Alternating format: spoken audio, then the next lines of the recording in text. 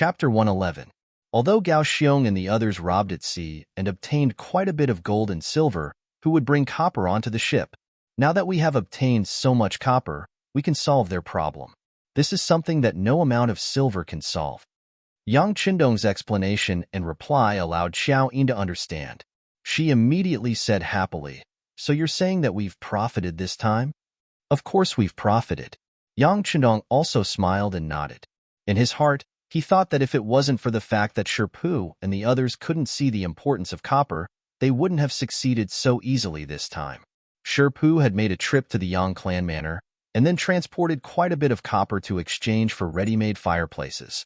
For a moment, this had alleviated the officials' need for fireplaces and received praise from the officials. This had also improved Yang Qindong's reputation among the officials. Before this, there were still a few officials who had installed fireplaces in advance, such as the direct relatives of the Yang clan and the Hu clan. In the Hu clan, no matter how cold it was outside, it was like spring all year round in here. Naturally, this was all thanks to the installation of the fireplaces. We're all thanks to young Mississippi in the bedroom. Xiaoqing, who was still wearing her summer clothes, giggled as she looked at young Miss Hu Yin, who was dressing up in front of the dressing table. Her eyes narrowed into slits as she smiled. "Xiaoqing, you're asking for a beating." Hearing the maidservant teasing her, Hu Yin, whose face was slightly red, turned around and raised her arm as if to hit Xiaoqing. Xiaoqing had already jumped far away and was still giggling as she said, "Young Miss still won't admit it? Look at those important officials who haven't installed a fireplace. Even those Duke's Manners who spent a lot of money still have to wait in line. Yet, our Hu clan didn't do anything and installed everything that should be installed. Also, the mirror in young Miss's room, the perfume, the glass on the window, which one of them isn't priceless and is limited in supply. Yet, you can see them all here. What does the East Marshal want? Everyone in the capital knows, so how could young Miss not know?" Knowing that she wouldn't be able to hit Xiaoqing, Hu Yin simply returned to her chair. She shook her unkempt hair and said, "You all know, but why hasn't he come to propose marriage? It's going to be the new year soon, and I'll be 17 years old." So young Miss was looking forward to a marriage proposal. You really don't know shame. After little Qing heard this, she skipped over again. "All right, little Qing, I'm talking business with you. You said that he treats me so well, and the whole family can see it, but why didn't he ask for my hand in marriage? What is he waiting for?" Hu Yin said with a bitter smile. Many 16-year-old girls were already married. However, Yang Qindong didn't even propose marriage, which made her a little uncertain. "I don't know." Once they started talking about serious matters, little Qing regained her serious look and shook her head vigorously. However, she quickly nodded and said, "If we don't know, we can find someone to ask. Isn't young Miss often in contact with big sister Yang? Why don't we find an opportunity to ask her and let her ask her brother? It shouldn't be a problem, right?" "Yes." Hu Yin nodded, thinking that little Qing's idea was not bad. In her mind, she began to think of a time to go to the Wangfu and see Yang family's eldest sister, Yang Fei, to sound her out. 1449, the first month of the 14th year of the Jingtong dynasty. Within Qiqian City, with the agreement of Gao Xiong, Long Song, and a bunch of military officers, instructors, and political instructors, the attack on Lekong began. They used 2 months to get a clear understanding of the situation in Lekong and Taichung. Coincidentally, the shipyard had developed a new generation of fast ships, and they had officially tested it, proving its superiority. When the Navy and land forces announced that they would attack Lekong at dawn tomorrow, they would occupy it by land and sea, and then take down Taichung. In order to ensure the success of this operation and to reduce their own casualties and losses. For this battle, they would use the new ships number 1, number 2, and number 3 as the vanguard, led by Gao Xiong himself. There were 4 new ships. Number 4 went to South America and North America to search for rubber trees, and there were 100 ships of different sizes. There were 100 ships of other models, carrying 3 regular Navy companies and 2,000 auxiliary Navy soldiers. The moment they appeared, they would appear on Lekong with lightning speed and catch the enemy off guard. On land, Long Song personally led the troops, using 3 regular army companies and 2,000 auxiliary army soldiers. After taking down Lekong, They went straight for Taichung and took over half of Ryukyu Island. Before this, a total of 3 exercises had been conducted, and any problems that might arise had been properly resolved. Filled with confidence, a total of 4,600 soldiers ate dinner and rested for 4 hours before the army set off. They slowly approached Port Dear without making a single sound. On the ocean, the moonlight shone, and the ripples were like a mirror that had been split into hundreds of pieces, reflecting huge shadows. New Number 1, New Number 2, and New Number 3, which had just been completed by the shipyard, were 3 large and fast ships. Faintly, they appeared in the ocean 20 miles away from Deer Port. Behind him, there were hundreds of horse ships, grain ships, warships, and warships of all kinds. Gao Xiong, who was leading the team, stood in the command cabin of the new Number 1 ship. When he looked up, a dark cloud happened to appear, blocking the bright moonlight. He was the one who issued a clear and loud order. "Let's go." Just as the order was given, the sound of the ship's engines starting could be heard. Back then, the ships relied on human power to move the sails when there was wind, but the oars when there was no wind. The biggest difference between the new ships and them was that they had internal combustion engines, usually diesel engines, that were connected by shafts and had propellers that spun. The propellers would stir the water, and the water would give a reaction force that would be transmitted to the ship through the shafts and diesel engines, pushing the ship forward. This way, not only could they save a lot of manpower and resources, but more importantly, they were extremely fast. It was only a distance of 20 miles, but they arrived at Deer Harbor in less than 15 minutes. They had never thought that someone would come looking for trouble from the sea. At this moment, the gates were wide open, like an unguarded city that never sleeps. It wasn't until the Number 1, Number 2, and Number 3 warships lined up in a straight line and prepared their Type 90 60mm mortars to fire that the warships belonging to the First Shang dynasty in Deer Port finally came to their senses. In the dark night, it was impossible to see how many enemy ships were there. However, once they discovered the enemy, the 300-odd warships in the harbor were about to retaliate. When the alarm sounded, countless sailors ran out from the military camp on land. From the looks of it, they were about to board the ship to face the enemy. In the harbor, there were more than 10 warships from the First Shang dynasty that were stationed there all year round. They were about to turn and face the enemy. Attack. If anyone dares to retaliate, sink them all. In the command cabin, Gao Xiong issued orders as he stared intently at Deer Harbor for any signs of movement. Boom, boom, boom.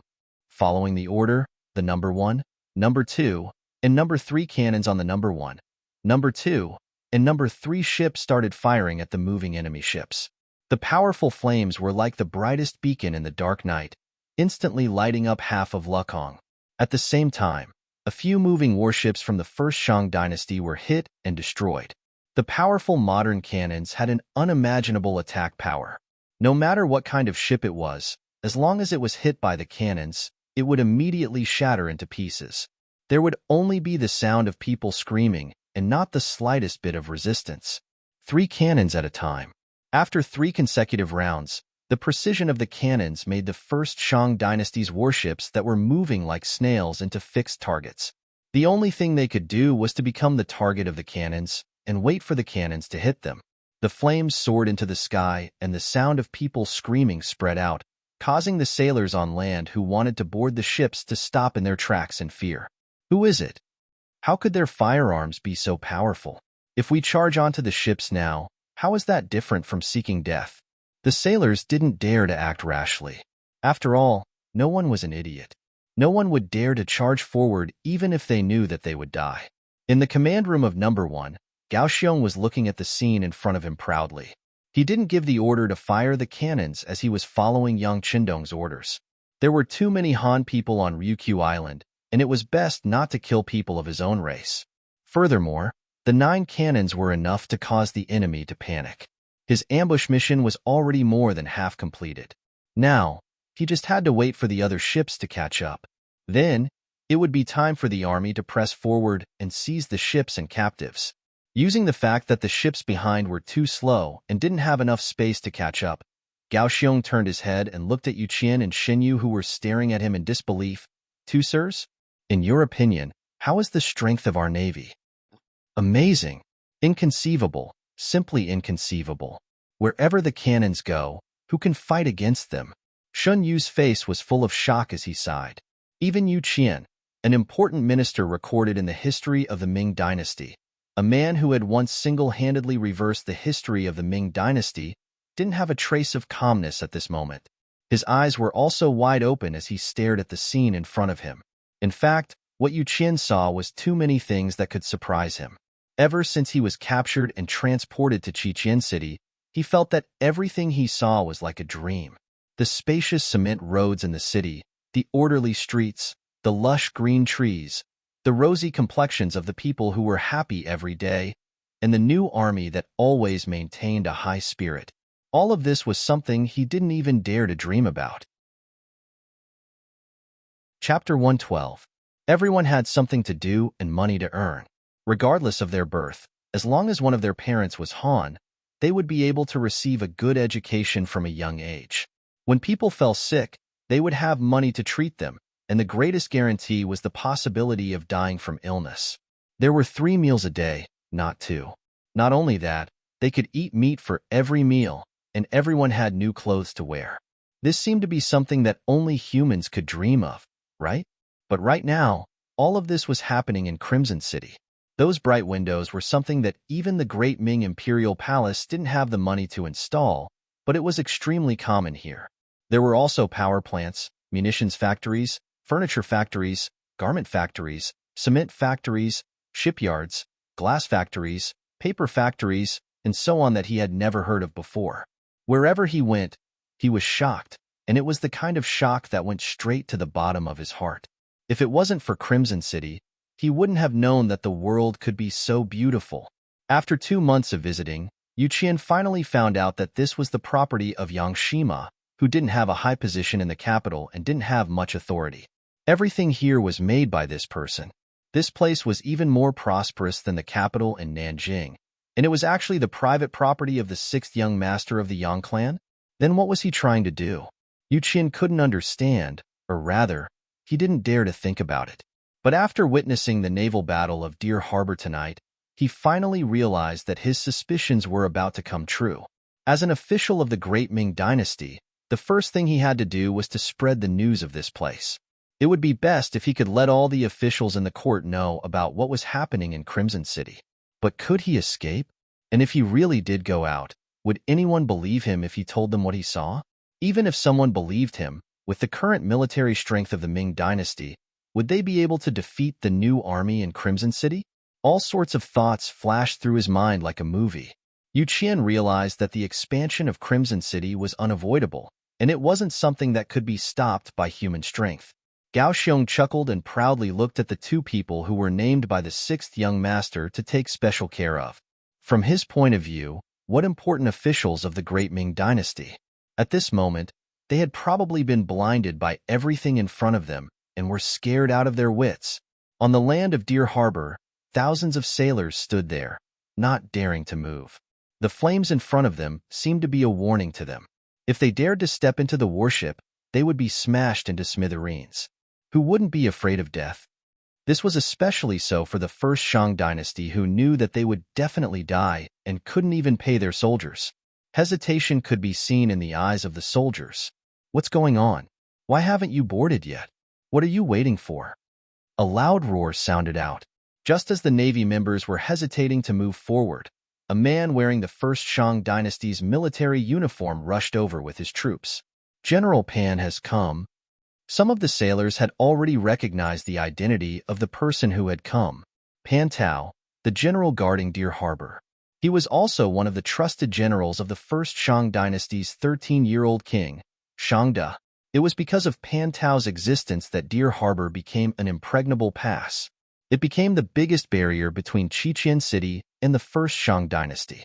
Pan Tao also heard the commotion outside and brought thousands of troops over. From afar, he first saw the flames that soared into the sky. Following that, he saw the thousands of sailors standing together on the shore in a mess. Seeing that a huge battle was about to happen, all the sailors actually didn't board the warship but stayed on the shore. Instantly, he was furious. Just as he got closer, a loud roar sounded out. The sailors who were originally hesitating were all frightened when they saw Pan Tao bringing his troops over. They started to walk towards the warship that was anchored at the harbor.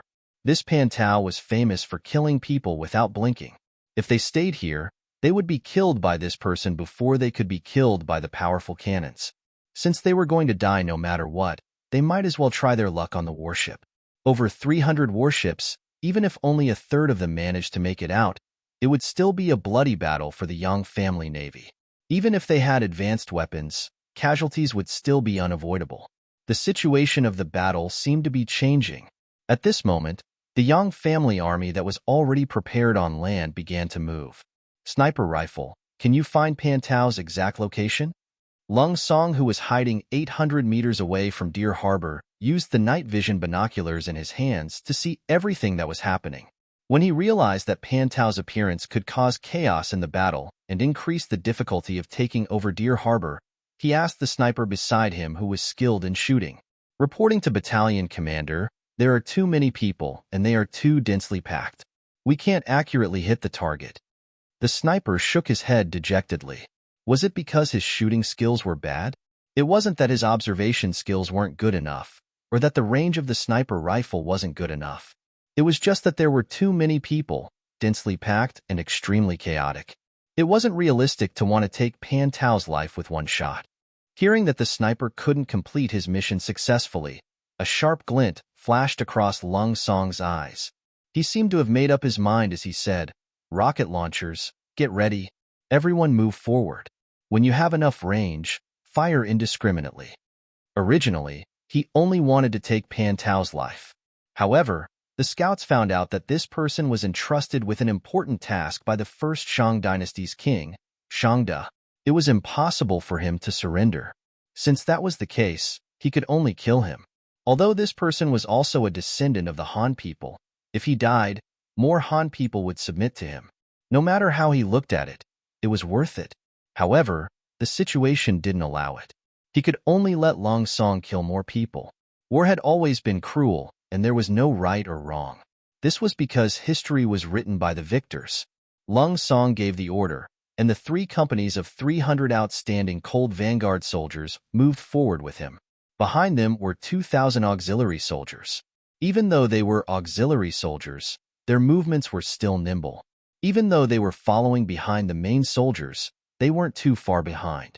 On Deerport, because of Pan Tao's appearance, there were Navy members who were walking towards their ships. However, no matter how you looked at it, these people's speed wasn't fast enough. They were like crawling snails. All of you, hurry up. Whoever is behind will be punished for disobeying orders. Behead. Seeing that this was going to continue, who knew how long it would take for them to form enough resistance on the sea? Pan Tao roared angrily. As expected, the moment the order was given, the Navy members' movements became much faster. In the new command cabin, Gao Xiong was observing everything through his binoculars. When he saw more enemies boarding the ships, he couldn't help but say anxiously, "This Lung Song, what is he doing? Why isn't he launching a land attack? Forget it, forget it. Order the cannons to extend and fire at the enemies boarding the ships." Boom, boom, boom. The 3 new ships fired 3 cannons as planned, hitting the intersection of the waterways in Deerport. The powerful shockwave from the explosion instantly took away at least 100 lives. The number of injured people who were hit by the shockwave was uncountable. After the 3 cannons were fired, Lung Song led the army to the left side of the enemy 200 meters away. Immediately, 5 rocket launchers fired at the same time, launching an indiscriminate attack. Wherever General Pan Tao was suspected to be, he became the focus of the firepower. Boom, boom, boom, boom, boom. After the 5 consecutive shots, under the powerful firepower, a large number of enemies fell to the ground. Waves of cries and howls could be heard. Countless broken limbs were scattered everywhere. Advance in attack formation. Anyone who doesn't surrender, kill. Lung Song saw that the first wave of rocket launchers had caused heavy damage to the enemy. He was the first to stand up from the ground.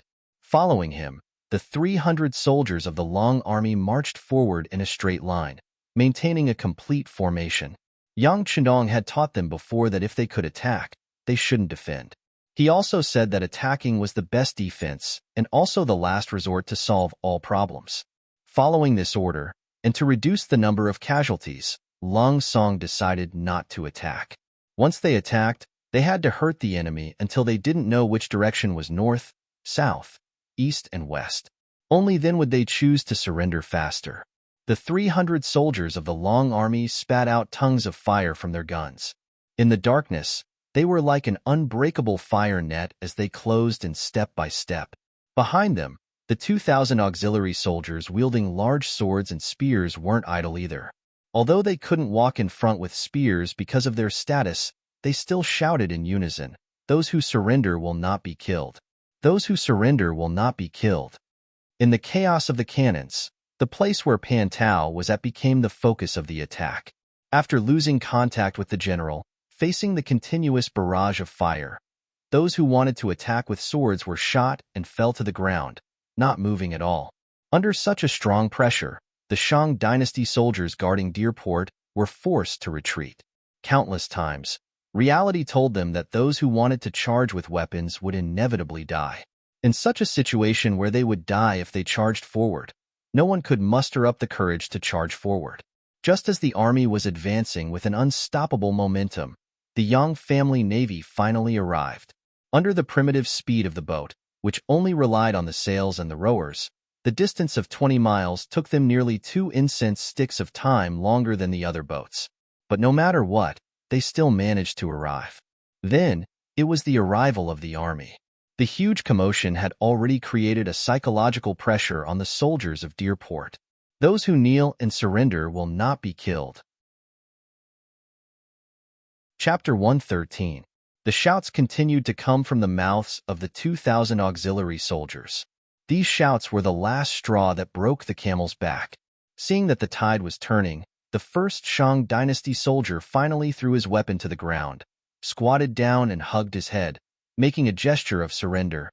With the first person, the second, the third, and soon, the sound of weapons being thrown to the ground could be heard. This army had completely lost their morale. The Yang family navy quickly stationed themselves at Deer Harbor. Large batches of auxiliary soldiers walked out of the warships and picked up the weapons that were thrown on the ground in an orderly manner. Then, groups of captives were tied together like candied haws. Battalion Commander Gao, I'll leave this place to you. I'll lead the army and rush to Taichung City. We'll try to liberate the place before dawn. Long Song walked in front of Gao Xiong, who had just landed, and saluted with a hint of excitement on his face. Some people were born to be soldiers. They weren't afraid of war. On the contrary, if there was no war, they would feel that something was missing. Long Song and Gao Xiong were clearly such people. All right, Battalion Commander Long, just go. Leave this place to me. Oh right, do you need me to send some men to assist you? After all, Taichung is a big city on Ryukyu Island. Gao Xiong asked with concern. No need. According to the investigation, there aren't many soldiers there. I'll lead 3 companies of Long Feng and 2,000 auxiliary soldiers to control the place. Let's go. Lung Song rejected Gao Xiong's support and turned to lead the army towards Taichung City. Keep a close eye on the captives. But remember, don't abuse them or scold them. Gao Xiong watched as Long Feng left and began to clean up the mess. What was worth mentioning was that Yu Qian and Shan Yu were also busy. They did not know that after more than 2 months of experience, they had gradually begun to adapt to the environment and life here. Moreover, they had already subconsciously treated themselves as a part of Crimson City, doing what they could to the best of their abilities. Taichung City. The city walls were more than 10 meters tall and could be considered one of the biggest cities on Ryukyu Island. There were nearly 200,000 people here. Many of them had migrated here from the mainland. They slowly adapted to life here and spread their branches and leaves. Deer Harbor was only a dozen or so kilometers away. When the cannons roared in the distance, the citizens in the city could more or less sense it. This caused many people to anxiously stay at home, not daring to go out and ask around. It was like the darkness before dawn, causing the entire city to be under a terrifying pressure. It was as if any spark could ignite it. After more than an hour, Long Song led the army to Taichung City. With their arrival, the city gates opened from the inside. This was the work of the infiltration team. The city gates opened, and without much effort, the army entered the city. Following that, they quickly took control of the important officials of the First Shang dynasty and the four city gates. As for the less than 500 guards in the city, they were either killed or surrendered. There was no third option. They took control of the entire Taichung city in an instant. This was the well-trained Lungfeng. They did not harm a single person, nor did they steal anything from the citizens. The next morning, when some brave citizens pushed open their doors and walked out onto the streets, they realized that there were many tall, fit, and energetic young soldiers. They were different from the original city guards. They were courteous and did not offend the people. When some people fell on the street out of fear of seeing them, these patrolling and maintaining law and order soldiers would stop and help them up. They were as amiable as big brothers who had been neighbors for many years. The actions of the auxiliary soldiers eventually influenced the citizens in the city. One spread to 10, 10 spread to 100, and more citizens walked out of their homes. Taichung City was as before. With lightning speed, they took down Deer Harbor in a single night. Under the rapid march, they took down Taichung City without shedding a drop of blood. This caused the situation on Ryukyu Island to change drastically. Originally, with Crimson Castle as the base, it only took up 1/8 of the entire Ryukyu Island. However, after taking down Qishan, Alishan, Yushan, Lukong, and Taichung, they had taken over at least 2/3 of the island. The remaining 1/3 was where the First Shang dynasty's capital was located, which was the central north region. However, it was also the most densely populated place on Ryukyu Island. In the Battle of Deer Harbor and Taichung, they killed more than 1,000 enemies and captured more than 11,000 people. This greatly increased the population of the Yang clan, allowing them to reach a population of 400,000. Including the auxiliary soldiers, they had close to 10,000 people. They took over 300 ships and more than 5,000 sailors. This battle greatly increased the strength of the Yang clan. At the same time, it allowed them to become the strongest faction on Ryukyu Island. The Battle of Deer Harbor was a battle where they won with a small number of people. At the same time, it also proved that quality was more important than quantity. However, at this time, whether it was Kaohsiung or Longsong, they didn't want to expand their gains and enter the central region. Under the rapid development, the Yang clan needed to stabilize and digest. They didn't want to continue swallowing. Otherwise, there might be internal chaos. Yang Chendong once said that battles had to be fought one by one and cities had to be conquered one by one. One shouldn't only think about conquering territory and neglect internal development. If that happened, the quality of life of the people would deteriorate. If that happened, the building might collapse at any time. What the new army needed now was to digest everything that they had just obtained. This might take half a year or even longer. These people needed to redistribute the land, learn new things, learn how to be hygienic and polite, and completely integrate into the Yang clan system. In half a year, they would only learn the surface. Fortunately, both the new army and Yang Chendong, who was their leader, were young enough. They still had time to develop everything. Moreover, they could use this time to negotiate with the First Shang dynasty and see if there was any hope of peacefully taking over the central region and reducing the killing. Negotiation. This was one of the Yang clan's methods, a way to stall for time. They needed to digest their gains. Negotiation.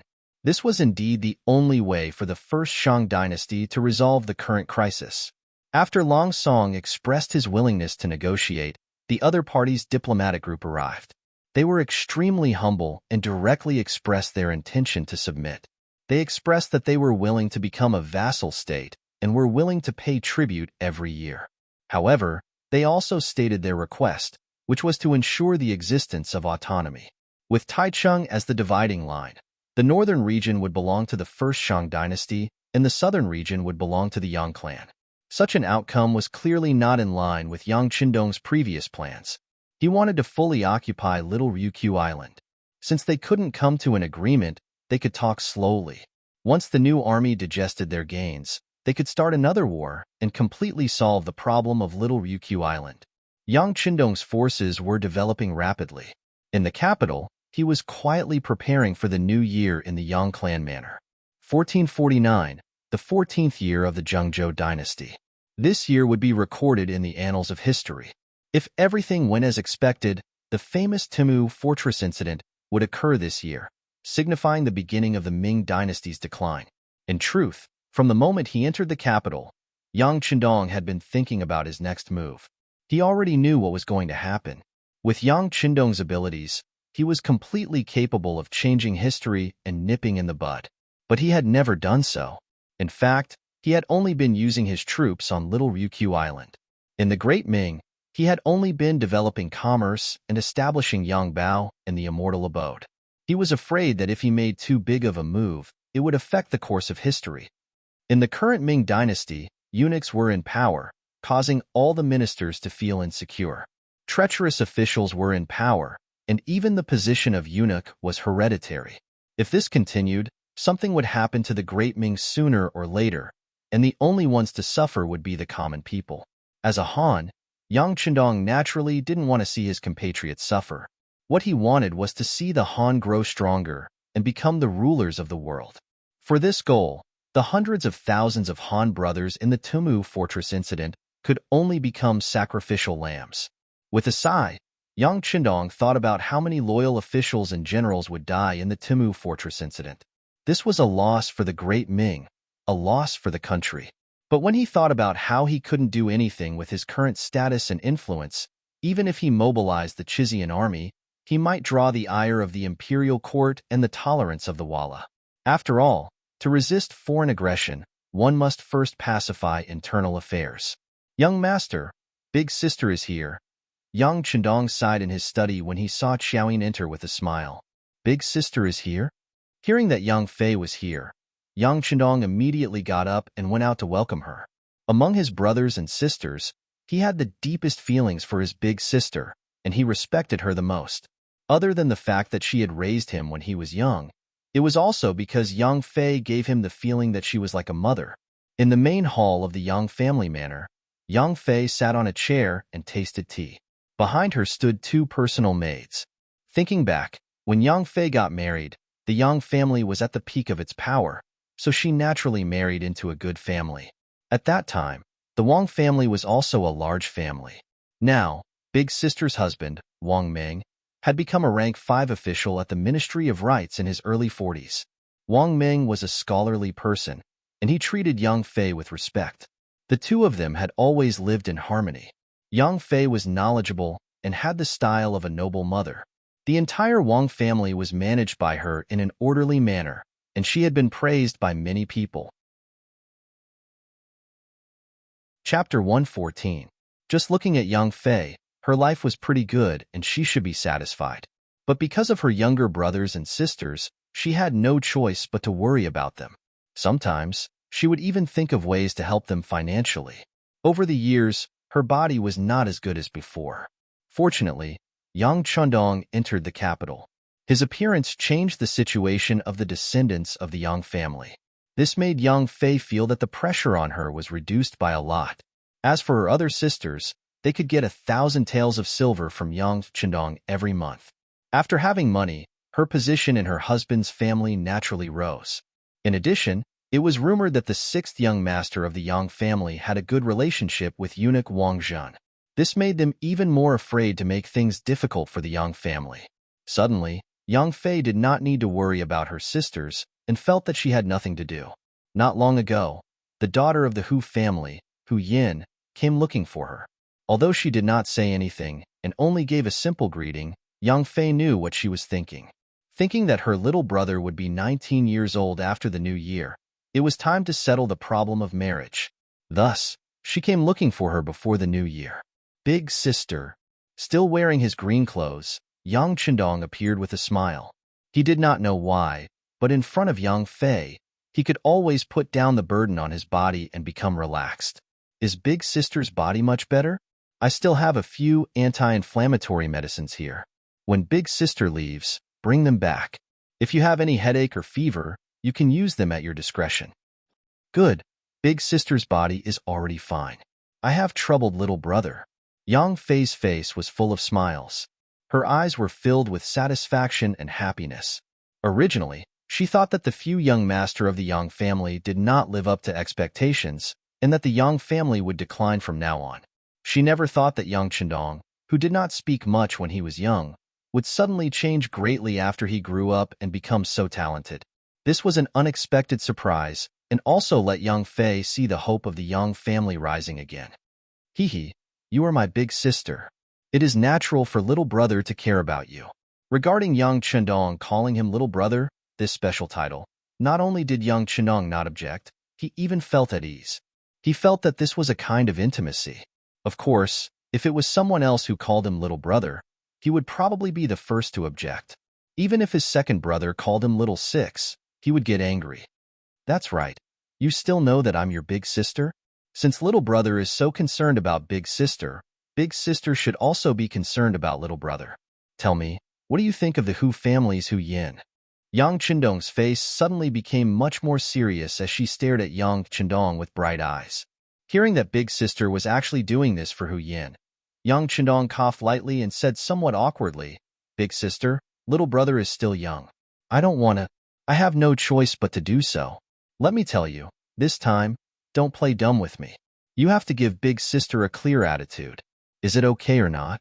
If it's okay, I will immediately send someone to the Hu family to propose marriage.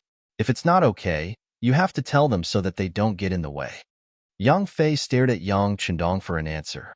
The reason why she was so serious was probably because whenever she mentioned this matter in the past, Yang Chendong would change the topic, causing her to not know where the topic went every time. Today, she had made sufficient preparations. If she didn't get an answer, she definitely wouldn't give up. Big sister's eyes stared closely at Yang Chendong, causing him to feel even more awkward. For a moment, he didn't know what to say. He only scratched his head and said, "Little brother thinks that this matter really doesn't need to be too anxious." Yang Chendong, who had always been calm in the face of trouble and gave others the feeling that he was always successful and ignorant, was indeed at a loss like a child right now. This appearance directly caused Xiaoyin, who was beside him, to cover her mouth and laugh softly. Not only that, the two personal maids following behind young Fei also had smiles on their faces. Clearly, they also rarely saw the sixth young master, who had always been calm and collected, reveal such a childish appearance. Big sister Yang Chendong, on the other hand, couldn't help but sigh softly when she saw Yang Chendong in such a difficult position. Little brother, you might think that big sister is a little overbearing, but think about it. Hu Yin has always stayed in the word pavilion for you. Now, she will be 17 after the new year. During this time, who knows how many nobles have come to propose marriage, but they were all rejected. She is waiting for you. Then, even if you think that you are still young, you have to give her an explanation. You can't just wait bitterly like this. What is going on? She wanted Yang Chendong to be responsible for her. If he couldn't bear this responsibility, then he had to tell her and let her prepare early. At the very least, he couldn't delay her. Yang Chendong knew that Yang Fei's words were very reasonable. He immediately replied, "Yes, big sister is right. How about this? I will propose marriage to the Hu clan at the end of this year." Taking a deep breath, Yang Chendong made his decision. This wasn't just because Yang Chendong knew that Hu Yin liked him. In fact, he also liked this playful and cute girl very much. In addition, her background was the granddaughter of the Minister of Rights, Hu Xiao. She was definitely a descendant of a prestigious family. Marrying such a girl would also be helpful for him when he wanted to leave in the future. This was equivalent to him finding a strong ally in the imperial court. Yang Chendong finally gave an answer. Yang Fei let out a long sigh of relief. "Okay, little brother, this is what you said. I will reply to the Hu clan like this. When the time comes, you can't go back on your words." "I won't go back on my words. I won't go back on my words." Yang Chendong shook his head and smiled bitterly. He really didn't expect that his first marriage in 2 lifetimes would be completed under pressure. Of course, this was also his own choice. If he didn't want to, then in this world, there really wasn't anyone who could make things difficult for him. Seeing that the young master had finally decided on his marriage, Xiaoyin was also happy. Although she was already the young master's bed-warming servant girl and had even done the deed of husband and wife, she was very clear in her heart that with her background, being able to reach this step was already very difficult. Wanting to become the main wife, this was simply impossible in the society of that time. Fortunately, she had interacted with Hu Yin before. This girl was kind-hearted and should be easy to get along with. Finally deciding on marriage, when the news spread back to the Hu clan, Hu Yin was naturally full of joy. Although she still had to wait for nearly a year, she was willing to endure it. In her opinion, she was destined to be the Dong Shuai's bride. As for the night, it wasn't a big deal. The clan head was getting married at the end of the year. When the news spread throughout the Yang clan manor, all of the villagers were extremely happy. Ever since the patriarch came to the Yang village, the villagers' lives were getting better day by day. Today, during the new year, each family was given 20 caddies of meat and 2 taels of silver. This kind of treatment was something that even their ancestors had never experienced before. For a moment, everyone was overjoyed.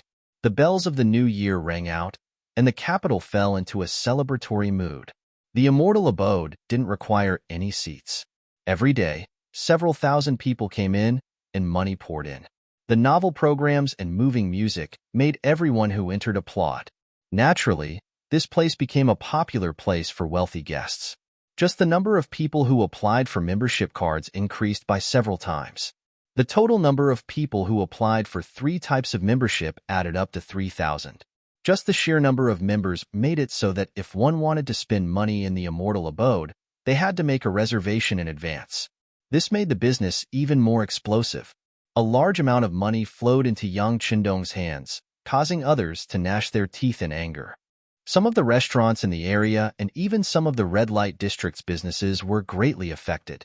With new music to listen to, who would want to listen to old songs that had been memorized countless times? The popularity of the immortal abode naturally drew the envy of many, but compared to the profits of the sky beyond heaven, it paled in comparison. The sky beyond heaven silently opened for business 3 days after the immortal abode opened for business. Because of the novelty of its products, it instantly became popular. This was especially true after the immortal abode introduced a limited supply system. Many merchants had no choice but to squeeze their way in. Putting aside the other products, only 500 large bags of toilet paper were sold each day, for a total of 5,000 small bags. This was simply not enough to satisfy the needs of the high officials and nobles of the capital, and this wasn't even taking into account the many wealthy merchants of lower status who still had plenty of money in their pockets. After getting used to this soft paper, who would want to replace it with anything else? Even though a large bag of toilet paper sold for the astronomical price of 2 taels of silver, it was still sold out every morning when the store opened for business. Just this alone made a profit of 2,000 taels of silver, but in reality, even with the cost of transportation, it didn't even make 10 taels of silver. This was an almost invisible cost. Just the unremarkable toilet paper alone could make 2,000 taels of silver a day. That was more than 50,000 taels of silver a month. From this, one could see just how lucrative the profits were. There was also a perfume that no one had ever seen before. Not to mention anything else, just the beautiful glass bottle that was used to package the perfume was worth quite a lot. Only 100 bottles were sold every day, but each bottle was sold at a price of 50 taels. It was enough for the young ladies of the rich families to snatch it up in an instant. In this way, they could make another 100,000 taels of silver a month. There was no need to mention all these things one by one. The popularity of the sky beyond heaven was mainly due to the novelty of its products. Even when other merchants saw them, they felt as if they couldn't touch them. The limited supply of goods made it impossible for them to store large quantities of goods. What if they couldn't even meet the demand in the capital? How could they possibly sell these goods elsewhere? Businessmen were all profit-seeking. For their own interests, they had looked for Yang Fu more than once. This was the spokesperson of Dong Shuai in the business world. They expressed that they hoped to get more goods. They even said that they did not care about the price, as long as there were goods for them to sell. After all, no matter how expensive it would still have to be sold at a higher price. Chapter 115. After consulting Yang Qindong on this matter, Yang Fu expressed that the Dong Shuai, in order to ensure that the common people of the Great Ming could enjoy the benefits of these high-class goods, decided to provide a certain amount of goods to the merchants. As for the quantity, it could be twice as much as the daily limit in the capital. But there were also conditions. First, the highest bidder would win, and second, the goods could not appear on the market in the capital. This method of bidding was naturally Yang Qindong's idea. He knew that the nature of merchants was to seek profit. As long as they could obtain profit, they wouldn't care about what sort of people they were dealing with. They wouldn't care about the righteousness of the country or etiquette or shame. It was just like how in the later stages of the dynasty, the merchant groups and the power groups would collude, all of them aiming for military provisions and equipment. As a result, the Great Ming's defeat had been caused by internal strife.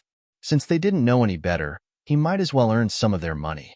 At the very least, with this money in Yang Qindong's hands, he could guarantee that it would be used for the people of the Great Han. After making up his mind, Yang Qindong had Crimson City provide a large amount of goods, and for the sake of saving costs, he even had these merchants go directly to the Tientsin wharf to pick up the goods. Of course, in principle, the highest bidder would win. This method made the Tientsin wharf much more lively. Many merchants gathered here, and whenever they obtained a batch of goods through bidding, they would immediately head south to sell them. For a moment, the goods of the Yang clan were spread all over the country. Of course, the one who earned the most was still Yang Qindong, and his influence naturally grew. China was a country of connections, and anything could be done through connections. This seemed to have become a law that would never change. In order to obtain even more goods, many people sought out Yang Qindong through connections, such as his sixth sister, Yang Qin. Before Yang Qindong had come to the capital, Yang Qin had lived a good life, but her status had been very low.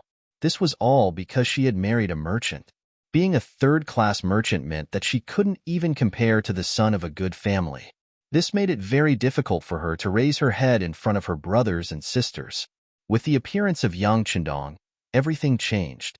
Not only did her most capable sixth brother not look down on her, but he also took good care of her sister. Not only did he give her a monthly salary of 1,000 taels of silver, he also took care of her husband's business quite a bit. It was as if he was taking goods from the Yang family. Other merchants had to bid to obtain the goods, but the Bai family was able to obtain the best quality goods at an internal price from time to time. This allowed their family business to flourish very quickly. Yang Qindong had bestowed this body with the benefits of not forgetting his loved ones when he was rich. Since he had taken over this body, he had to at least treat him well. Otherwise, how was he going to face him after 100 years? Yang Qindong didn't want to do anything wrong, and he didn't want to let down anyone who treated him well. Therefore, as long as he could help, he wouldn't be stingy to the Yang family. In comparison, there were some people who took advantage of him and still wanted to scheme against him. This person was Zhu Qizhen of the Great Ming dynasty. The popularity of the immortal abode and sky beyond heaven, especially the latter, which could be described as close to 10,000 taels of gold a day, deeply stimulated him, the current emperor. Looking at the annual income of his national treasury, which was only 4 to 5 million taels of silver, he heard that this number could be earned by Yang Qindong in 2 months. This made him envious and jealous at the same time. Slowly, he forgot that Yang Qindong had once brought him high-yield potatoes. He began to think about how to deal with the East Marshal and obtain more benefits. In the inner court of the imperial palace, Zhu Qizhen saw that Empress Qian was doing some needlework out of boredom. She even said that it was for the sake of generating income for the imperial palace. He couldn't suppress his anger. How could a small crown prince wash horses and earn several times more money than him, the emperor? Why would the empress, who was the mother of the world, want to work to earn more money? Wasn't this showing that he, the emperor, was too incompetent? When a person began to have an idea, it was very difficult to take it back. Zhu Qizhen was the same. Ever since he remembered Yang Qindong, he thought about how to use a method to take a large amount of gold and silver from his hands. This caused him to be unable to sleep at night. Although Zhu Qizhen was the emperor, there were too many things in the world that he could not do anything about. For example, the interests of the officials were not something that he could touch as he wished.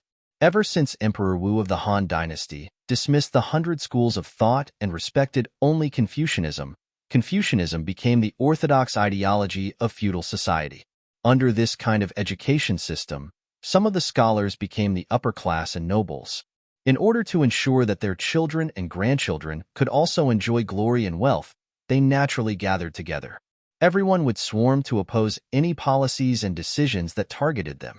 On the contrary, They would fully support any actions that were beneficial to them. As time passed, their power became greater and greater. Even if a dynasty was destroyed, these people could still change schools and continue their glory. One of the most classic examples was the Kong family. A dynasty's legacy was only 300 to 400 years. Even if it was the Xia, Shang, and Zhou dynasties, the strongest dynasty was only the Ji family's 800 years of history. However, a scholar's family was able to continue for 2,000 years. It had to be said that this was a miracle in the history of the world. This was an existence that Zhu Qizhen could not afford to offend. At least, if he wanted to touch these people, he needed a good reason. Yang Chenong was born in the Yang family and could be considered a descendant of a prestigious family. Now that he was a secondary class rank 5 official and was also a high scholar, if he wanted to touch him, he would not be able to convince everyone without a good reason. But what made Zhu Qizhen even more depressed was that his teacher, Wang Zhan, actually had a good personal relationship with Yang Chenong. Wang Zhan had spoken good words for Yang Chenong in front of him more than once. This made Ing Zong feel that if he told his teacher about his plan to deal with Yang Chenong, it would most likely not work. Since he could not tell anyone, Zhu Qizhen wanted to do it himself. Just as he was thinking of the best way to solve this problem, an opportunity came. His third sister, Princess Changde, was about to celebrate her 14th birthday. Princess Changde was the third daughter of the late Emperor Zhu Zhanji. She and Zhu Qizhen shared the same father and mother as each other and was often called the third princess. Because when she was just born, her father had passed away. Zhu Qizhen, as the older brother, had given his younger sister enough brotherly love. Because of this, she was unruly and willful from a young age, slowly becoming an existence that gave her older brother, the emperor, a headache. Every year, whenever it was Princess Changde's birthday, it was also a time for Zhu Qizhen to be troubled. This younger sister's temper was really bad. If there was anything that did not go her way, she would beat and scold them on the spot. When it was her birthday, it was even more so. If her wishes were not satisfied, not only would the eunuchs and palace maids suffer, even he would not be in a good mood. This once-a-year headache was coming again. While Zhu Qizhen was having a headache, he suddenly thought of Yang Chenong. Didn't you say that you were multi-talented? Didn't others say that you were omnipotent? That's good. This third princess birthday will be in your hands. If it was done well, then it would naturally be a matter of course. On the other hand, if it was not done well, then he would find a legitimate reason to do it. He did not ask for anything to be done to you. You only needed to take out some money and give it to Zhen. If this was the case, then the other ministers would not be able to do anything, right? Could it be that if you did a bad job, then there would be a problem if you just took out some money? With this thought in mind, Zhu Qizhen unexpectedly took the initiative to come to the third princess courtyard for the first time. This made the eunuchs and palace maids who passed by very surprised. They could not understand. What was wrong with the emperor today? Normally, he would not be able to avoid them. Why did he take the initiative to come forward today? Princess Changde was currently swinging on a swing in her courtyard. Several palace maids and eunuchs were still kneeling on the side, tears still flowing from their eyes. Clearly, it was because of the punishment they had just received. The reason for the punishment was even more speechless. It was because these eunuchs and palace maids did not follow her request to swing the swing to a certain height. And this height did not refer to the highest height, but to the exact height of 120 centimeters from the ground. Thinking about it, even if one used a ruler to measure, it would not be able to achieve such precision. But this was Princess Changde's request. If they could not satisfy her request, then they could only be punished. Zhu Qizhen's sudden appearance caused the eunuchs and palace maids in the courtyard to be shocked. At the same time, they all knelt on the ground and shouted, "Long live the emperor!" A figure quickly rushed out from the crowd and arrived in front of Ing Zong. She excitedly shouted, "Imperial brother, how come you have time to come see your younger sister today?" Seeing the third princess rushing over, because she ran too fast, she almost fell to the ground. Ing Zong instinctively wanted to dodge. This kind of thing had happened countless times. Once Princess Changde fell to the ground, there would be a burst of howling and crying. As the emperor, if he did not bleed, then there would be no way to stop it. After instinctively taking a step back, Yang Qindong's figure suddenly appeared in Zhu Qizhen's mind. Zhu Qizhen's footsteps naturally came to a stop, and he immediately pulled Princess Changda into a tight embrace. Princess Changda hugged Zhu Qizhen tightly and said coquettishly, "Imperial brother, your younger sister is about to turn 14? Haha, I know. This time, we came precisely because of Shangda's matter. This time, we plan to have Yang Qindong hold a birthday banquet for you. What do you think?" Zhu Qizhen's face was full of smiles as he probed, "Dong Shuai? I've heard of him. Your younger sister has also been to that immortal abode. It's really not bad." A trace of reminiscence appeared in Princess Changda's eyes. She then said happily, "Imperial brother, are you planning to reserve the entire immortal abode?" "Of course not." Zhu Qizhen shook his head. Reserving the entire immortal abode for a princess' birthday? He would not do such a foolish thing. Those imperial censors would definitely stand up and criticize him. Moreover, that was Yang Qindong's home ground. If he wanted to cause trouble, it would be difficult for him to do so. This was not in line with his original intentions. Chapter 116.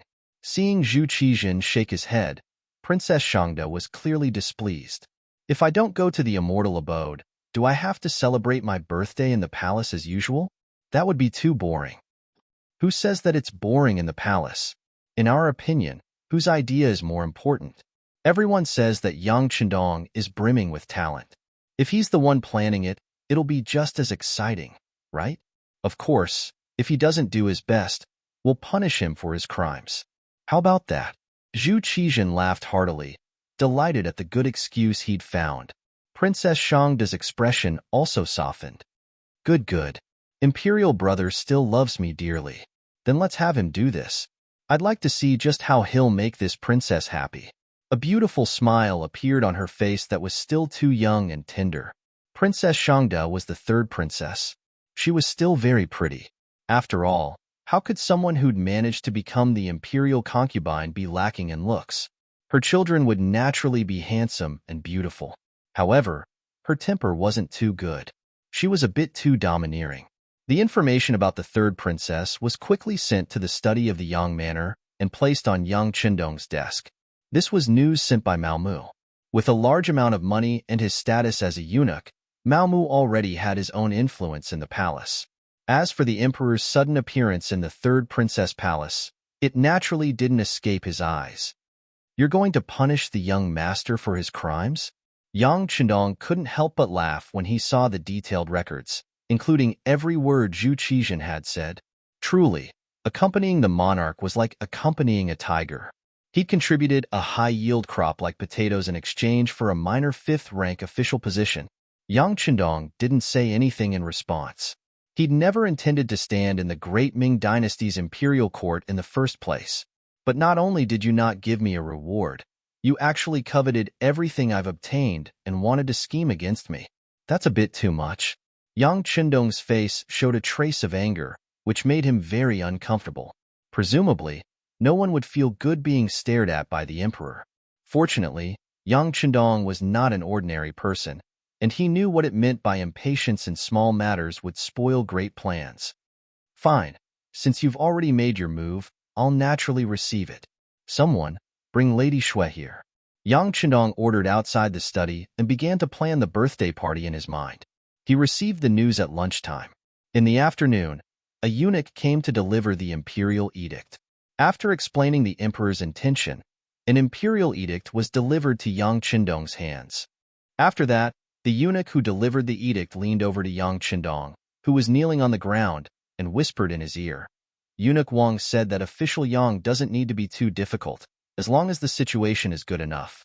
As for His Majesty, Duke Wang will put in a good word for him. "Thank you, Eunuch Wang." Yang Qindong agreed with a smile. Then he winked at Tiger's Mane, who was standing beside him. Immediately, 100 taels of silver were delivered to the eunuch's hands. The eunuch's eyes narrowed into slits as he smiled. As long as there were eunuchs in the palace, there was no one who did not know Yang Qindong. The diapers they were using now were supplied by him, which solved a big problem for them for many years, so they could be calm in any situation. In addition, the business of immortal abode and outer sky was booming.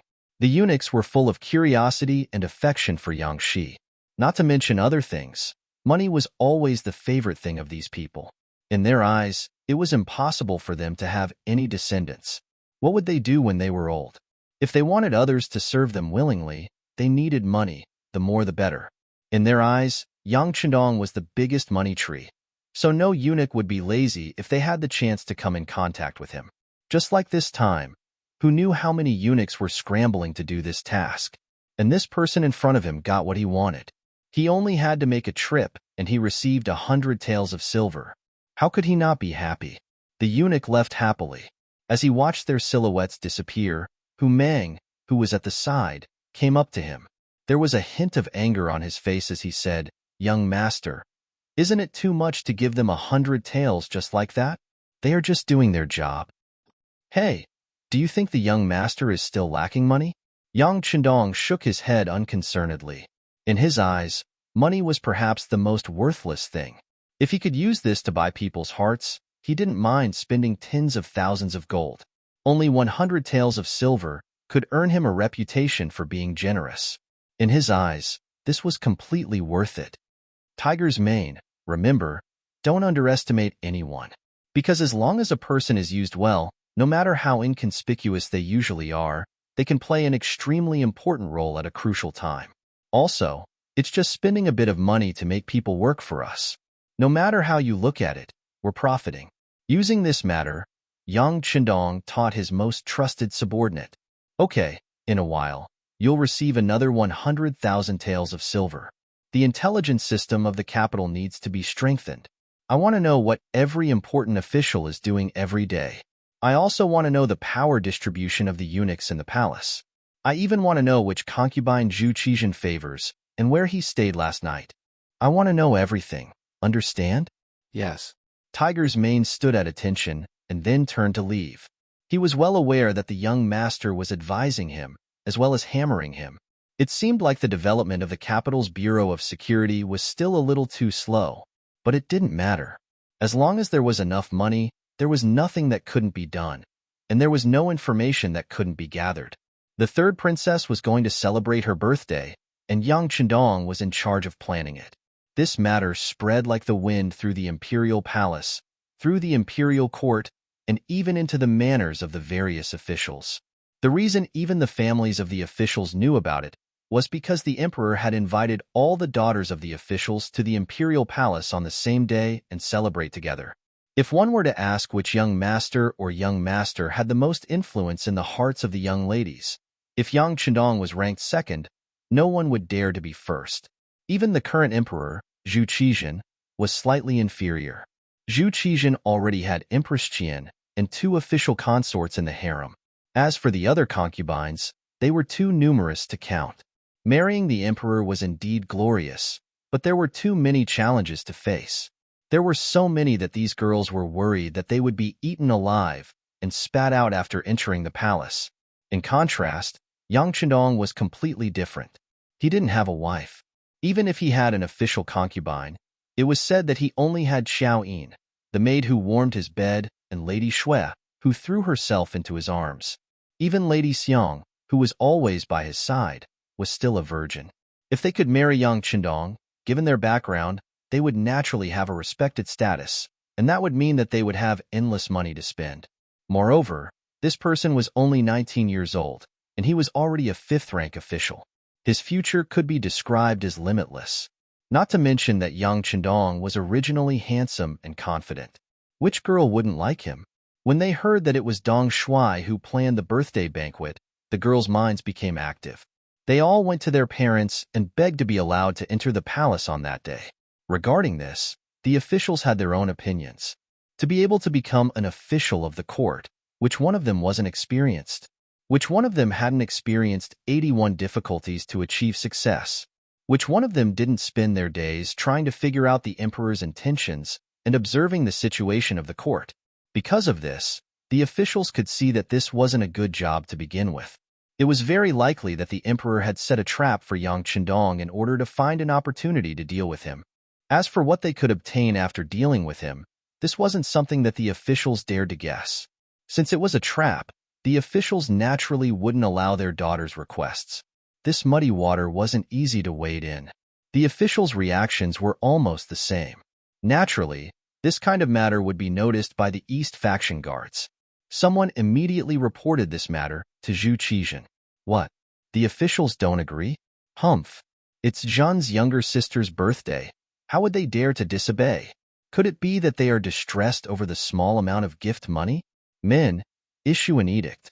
Tell all the officials in Zhan's name that all of their daughters must enter the palace on that day to celebrate Princess Shangda's birthday. Those who don't comply will be punished for defying the edict. Zhu Qijin said with a face full of anger. Since he wanted to deal with Yang Qindong, it was naturally better to make it as big as possible. Taking the initiative to invite the daughters of the officials, how could Zhu Qijin let go of such an opportunity to blow things up? He naturally had to carry it out. Not only that, he also imagined that when things went wrong, he would stand out and clean up the mess with the imperial family's reputation. In this way, even if the other officials pleaded for leniency, he would only ask for a fine of silver and not a change in his official position. The others wouldn't be able to say anything. Zhu Qijin's edict reached the various residences. For a moment, everyone was in a state of chaos. It seemed that they wouldn't have the chance to avoid this muddy water even if they wanted to. Tell Yang Qindong to be careful, the Minister of Works, Shi Pu, said to his butler. This isn't an easy job. Tell him to be careful. The Minister of Revenue, Wang Zhuo, pondered in his study. In the end, he still decided to remind Yang Qindong. Sigh, young people should still be cautious. How about this, Chongning, you will personally make a trip. The Minister of Rights, Hu Xiao, sighed in his study. This meant that he had already approved of the marriage between Yang Qindong and his granddaughter, Hu Yin. The Minister of Personnel, Wang Zhi, was even more direct. His grandson, Wang Si, directly left the capital and went to the Yang family manor. The four ministers, as well as the assistant ministers and officials below the third rank, had sent people to remind Yang Qindong in various ways. They had also more or less received benefits from Yang Qindong in various aspects. If they were officials who had some friendship with Yang Qindong in the past, they would not be able to do anything. Chapter 117. This was the so-called aristocratic group. When something happened, it was natural for them to band together. Regardless of whether it was to help each other or because they were intimately interdependent, at least one-third of the officials in the capital participated in this matter and issued a kind warning to Yang Qindong. This time, even Wang Zhen sent a eunuch to warn him. He even personally sent Mao Mu, the eunuch of the ceremony supervisor, to the Yang family manor. Dong Shuai, eunuch Wang said that this time, the emperor is really angry and will definitely teach you a lesson. No matter how good the third princess birthday banquet is, he will still express his dissatisfaction. Mao Mu looked carefully at Yang Qindong. Because of Yang Qindong, Mao Mu was no longer the eunuch who was looked down upon by others. He had his own power and had a group of followers and a certain amount of power in the entire palace. Humans were like this. Before they had power, they might be able to live a peaceful life. But once they had power, they would only seek greater things and be more afraid of losing them. Mao Mu knew very well in his heart that he could be where he was today because of who gave him everything. He also knew that everything he had now was completely within the power of this person to take back. Because of this, his respect for Yang Qindong came from the bottom of his heart. It was the loyalty of a servant to his master. Knowing that his situation had long been tied to Dong Shuai's, Mao Mu spoke with a bit of caution and anxiety. When he spoke, he naturally considered it from Dong Shuai's point of view. Yang Qindong could sense Mao Mu's worry and anxiety, which made him feel very gratified. At the same time, he stepped forward and patted Mao Mu's shoulder. This young master knows all that you have said, but since it has already happened, what we need to think about now is how to change the situation and not escape from it. Do you understand? How about this? I'll help you with something. Yang Qindong smiled. At this moment, he was as confident as a general who commanded thousands of troops before a great war. As the third princess' birthday approached, the atmosphere in the entire imperial palace seemed to have become much more tense. However, unlike the others, Princess Changda, who was the protagonist, did not feel it at all. Instead, her face was filled with anticipation, looking forward to what kind of surprise Dong Shuai would bring her. Third princess, a eunuch called Mao Mu is looking for you. He said that the East Marshal has something important to discuss with you. You see, her personal maid walked to Princess Shangda's side and whispered into her ear. Dong Shuai is looking for me? Princess Changda's face was filled with astonishment. She could not understand why this young Chendong was looking for her when her birthday had not yet arrived. Yes, this eunuch Mao also said that if the princess doesn't agree to see him, she will definitely regret it. When the maidservant thought of the 100 taels of silver she had just received, she tried her best to put in a good word for Mao Mu. To be honest, it was just a eunuch who wanted to see the princess. She actually gave him 100 taels of silver as a reward. This silver was too easy to earn. The innocent third princess nodded curiously. Arrange for him to come in, but remember, don't let anyone else see him. Having been in the imperial palace since young, she naturally knew that it was difficult to keep any secrets here. Although eunuchs were everywhere in the imperial harem, this eunuch Mao was someone sent by the East Marshal. Naturally, he was different from others. Once he was discovered, who knew what kind of waves it would cause? Yes, princess. Don't worry, I will definitely not let anyone else see you. Afraid that her 100 taels of silver would fly away, the maidservant said with a resolute face. What would come in the end. Under the attention of many people, the third princess' birthday finally arrived. On this day, the imperial palace seemed to be much livelier. With the intention of making a big deal out of this matter, Zhu Qizhen deliberately made the entire imperial palace know about this matter. He also specially issued an edict that the eunuchs and maidservants of each palace, as long as they were not on duty, could come to join in the fun and see the difference and uniqueness between the East Marshal and others.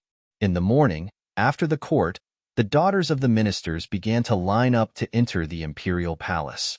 From afar, the number of people was at least 500.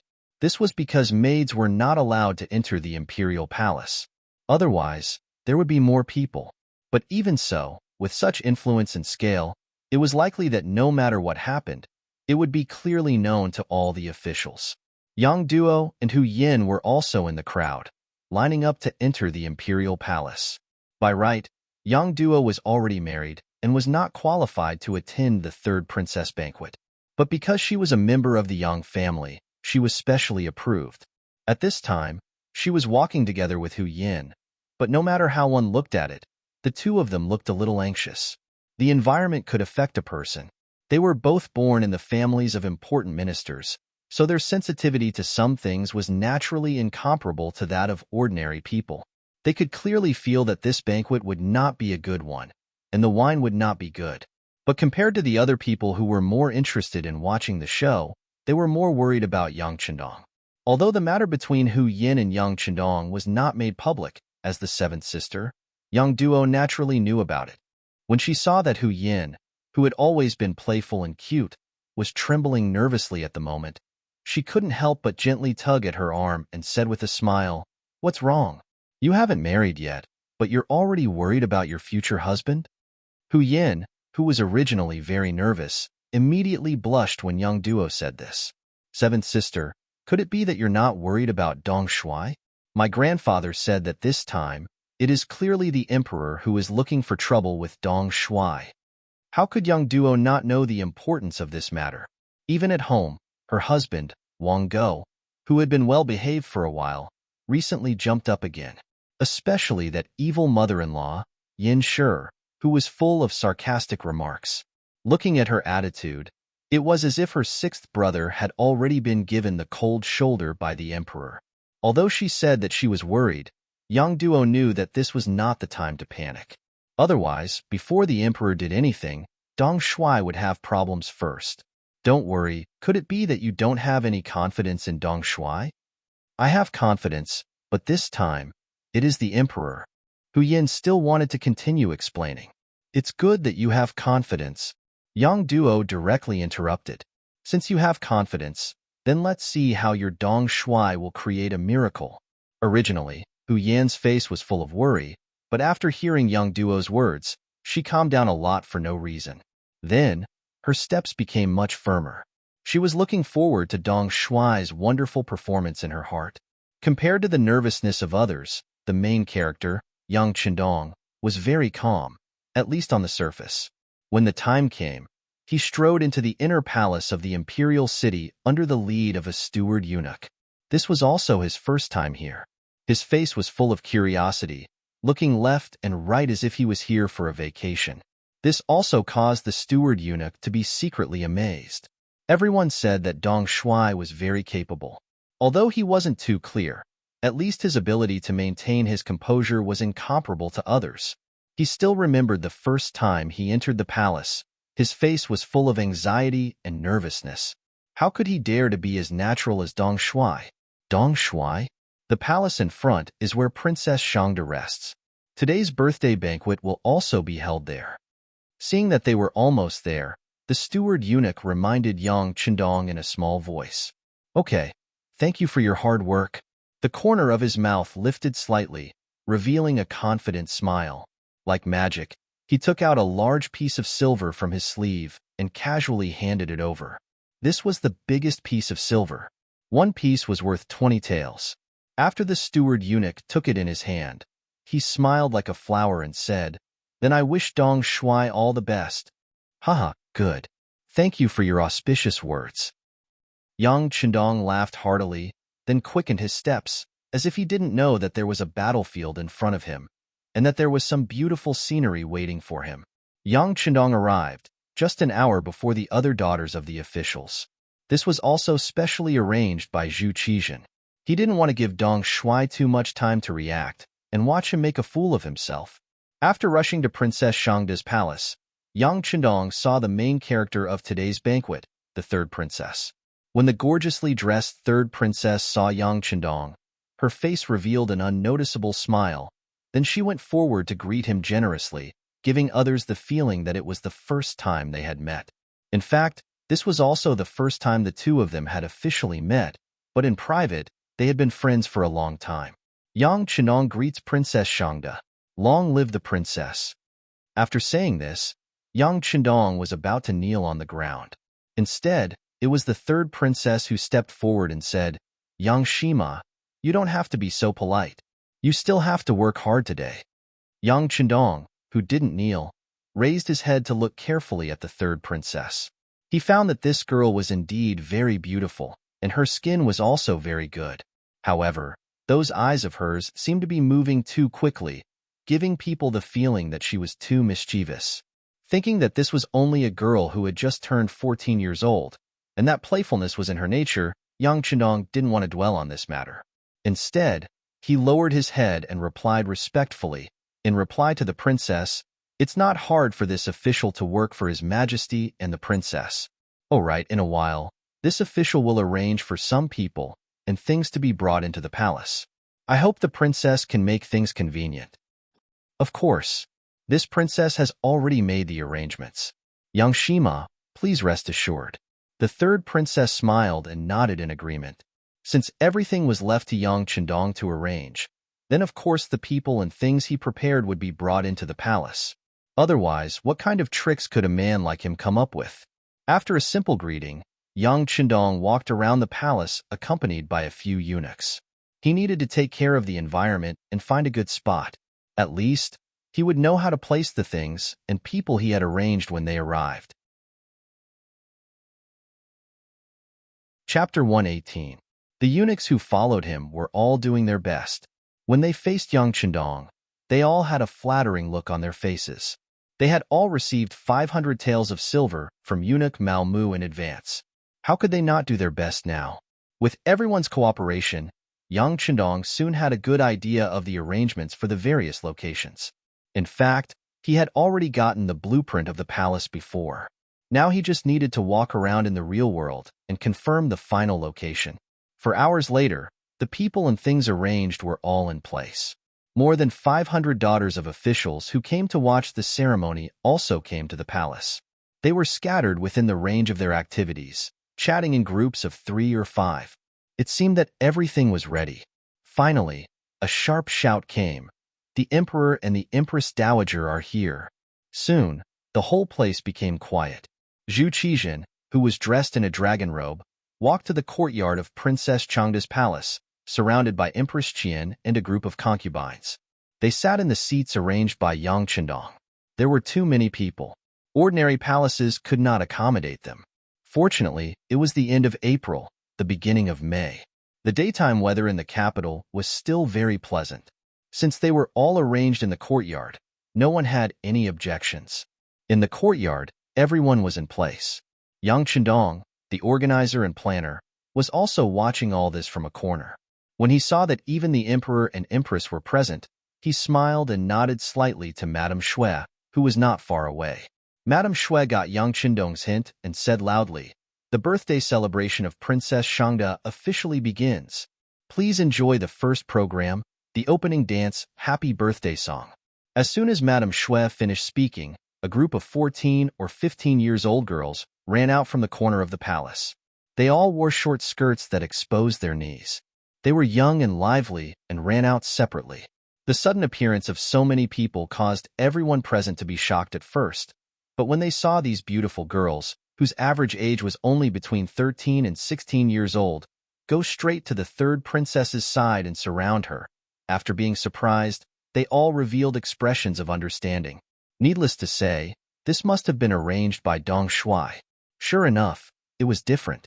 This opening was completely different from the previous ones.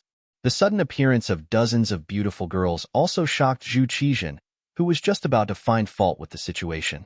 Originally, he wanted to express his dissatisfaction in the first program and was prepared to give Yang Chendong a show of strength. But unexpectedly, he was shocked by the exposed white thighs. In the entire scene, there were only two real men.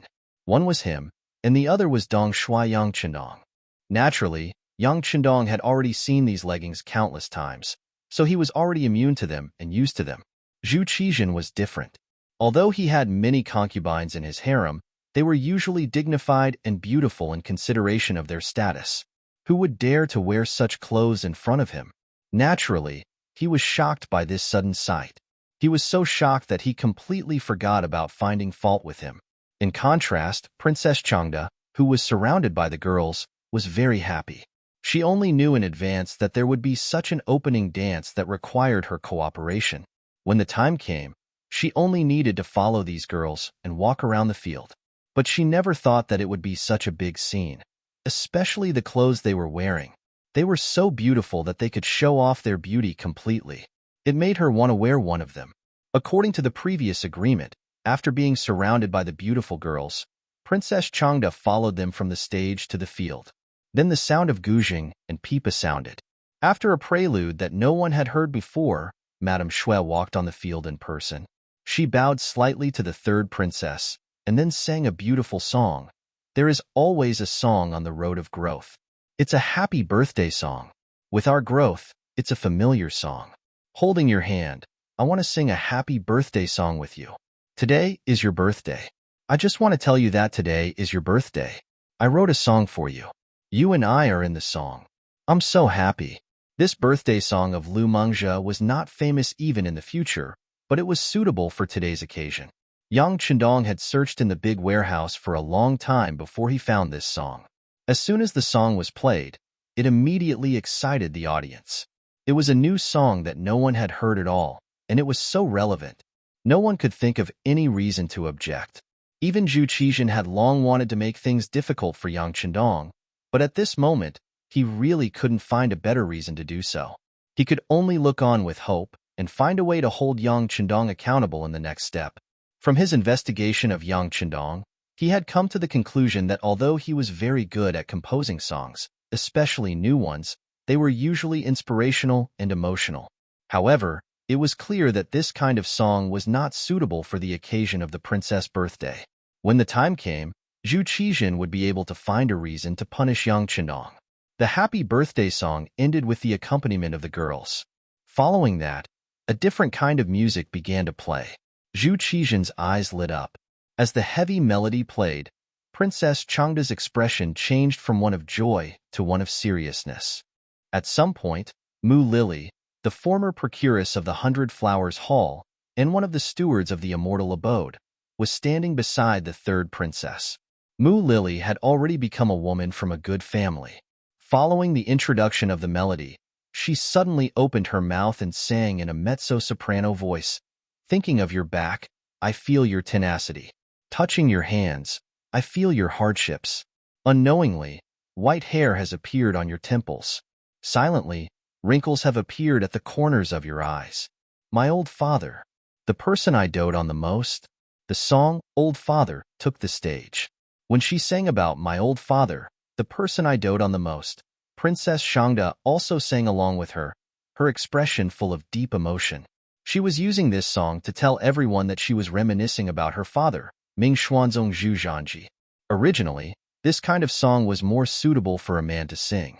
For example, Yang Qindong, who had been controlling everything from the shadows, was an extremely suitable person. However, after some consideration, he gave up on the idea of doing it himself. Firstly, if he openly appeared in a place filled with women other than the emperor, it would easily cause trouble. Secondly, no matter how good Ming Xuanzong Zhu Zhanji was, he wasn't his father. Why should he stand out and sing for someone else? If Yang Qindong didn't come out to sing, Princess Shangda definitely wouldn't be able to complete the song. If she forced herself to sing, it would only cause the meaning to change. Thus, he chose Mu Lily. This former courtesan had experienced many things, and her voice carried a trace of vicissitudes. She was just the right person to sing the song. Thus, the scene in front of them was born. Mu Lily sang the lead, and Princess Shangda sang the key words, completing the song. The reason why she had to sing Old Father was because in the past dynasties, the emperors usually ruled the world with benevolence and filial piety. Without a father, how could a child be born? Once this song was played, it was really just to fit the situation. At least, once this song was played, Zhu Qizhen, who had been finding fault with it, couldn't say anything. After the saw, Old Father ended, the melody changed again. Mu Lily left as quietly as she came, and left without attracting anyone's attention. Only Princess Shangda was left standing in the middle of the field, speaking to the crowd with a trace of sadness in her voice. 14 years ago, my mother gave birth to me on this day. Now that I've grown up, she's truly separated from me forever. As her daughter, I miss her dearly. Now, I'll dedicate the song, Only Mother is Good in the World, to everyone. I also hope that my deceased mother can feel that her daughter misses her. These lines that Yang Qindong had composed quickly resonated with everyone, especially since most of the people present were women. There were even women like Empress Qian, who was going to be a mother in the future. Princess Shangda's words instantly aroused their endless thoughts about their mother. Only mother is good in the world. A child with a mother is like a treasure. Throw yourself into your mother's embrace, and you won't be able to enjoy happiness. Princess Shangda's voice carried a trace of longing and reminiscence, instantly stirring up the emotions of everyone present. Because the lyrics were simple and the melody easy to understand, many people present agreed on the third time. Even Empress Qian's tears flowed freely. When she heard this song, it wasn't difficult for her expression to change. She couldn't help but think of how well her mother had treated her when she was growing up in Haizhou, Nalianyungong, Jiangsu. She immediately tugged at Emperor Zhu Qizhen with her slender hands. Your Majesty, Qinxia misses mother. All right, after a while, Zhan will arrange for someone to bring her to the capital to accompany you. Zhu Qizhen looked at this Empress Qian, who rarely asked for anything from him, and immediately agreed. The song, Only Mother is Good in the World, had stirred up everyone's emotions. Most of the daughters of the officials were thinking that when they returned home from the palace later, they would personally accompany their mothers. At the very least, they would have to thank their mothers for their hard work.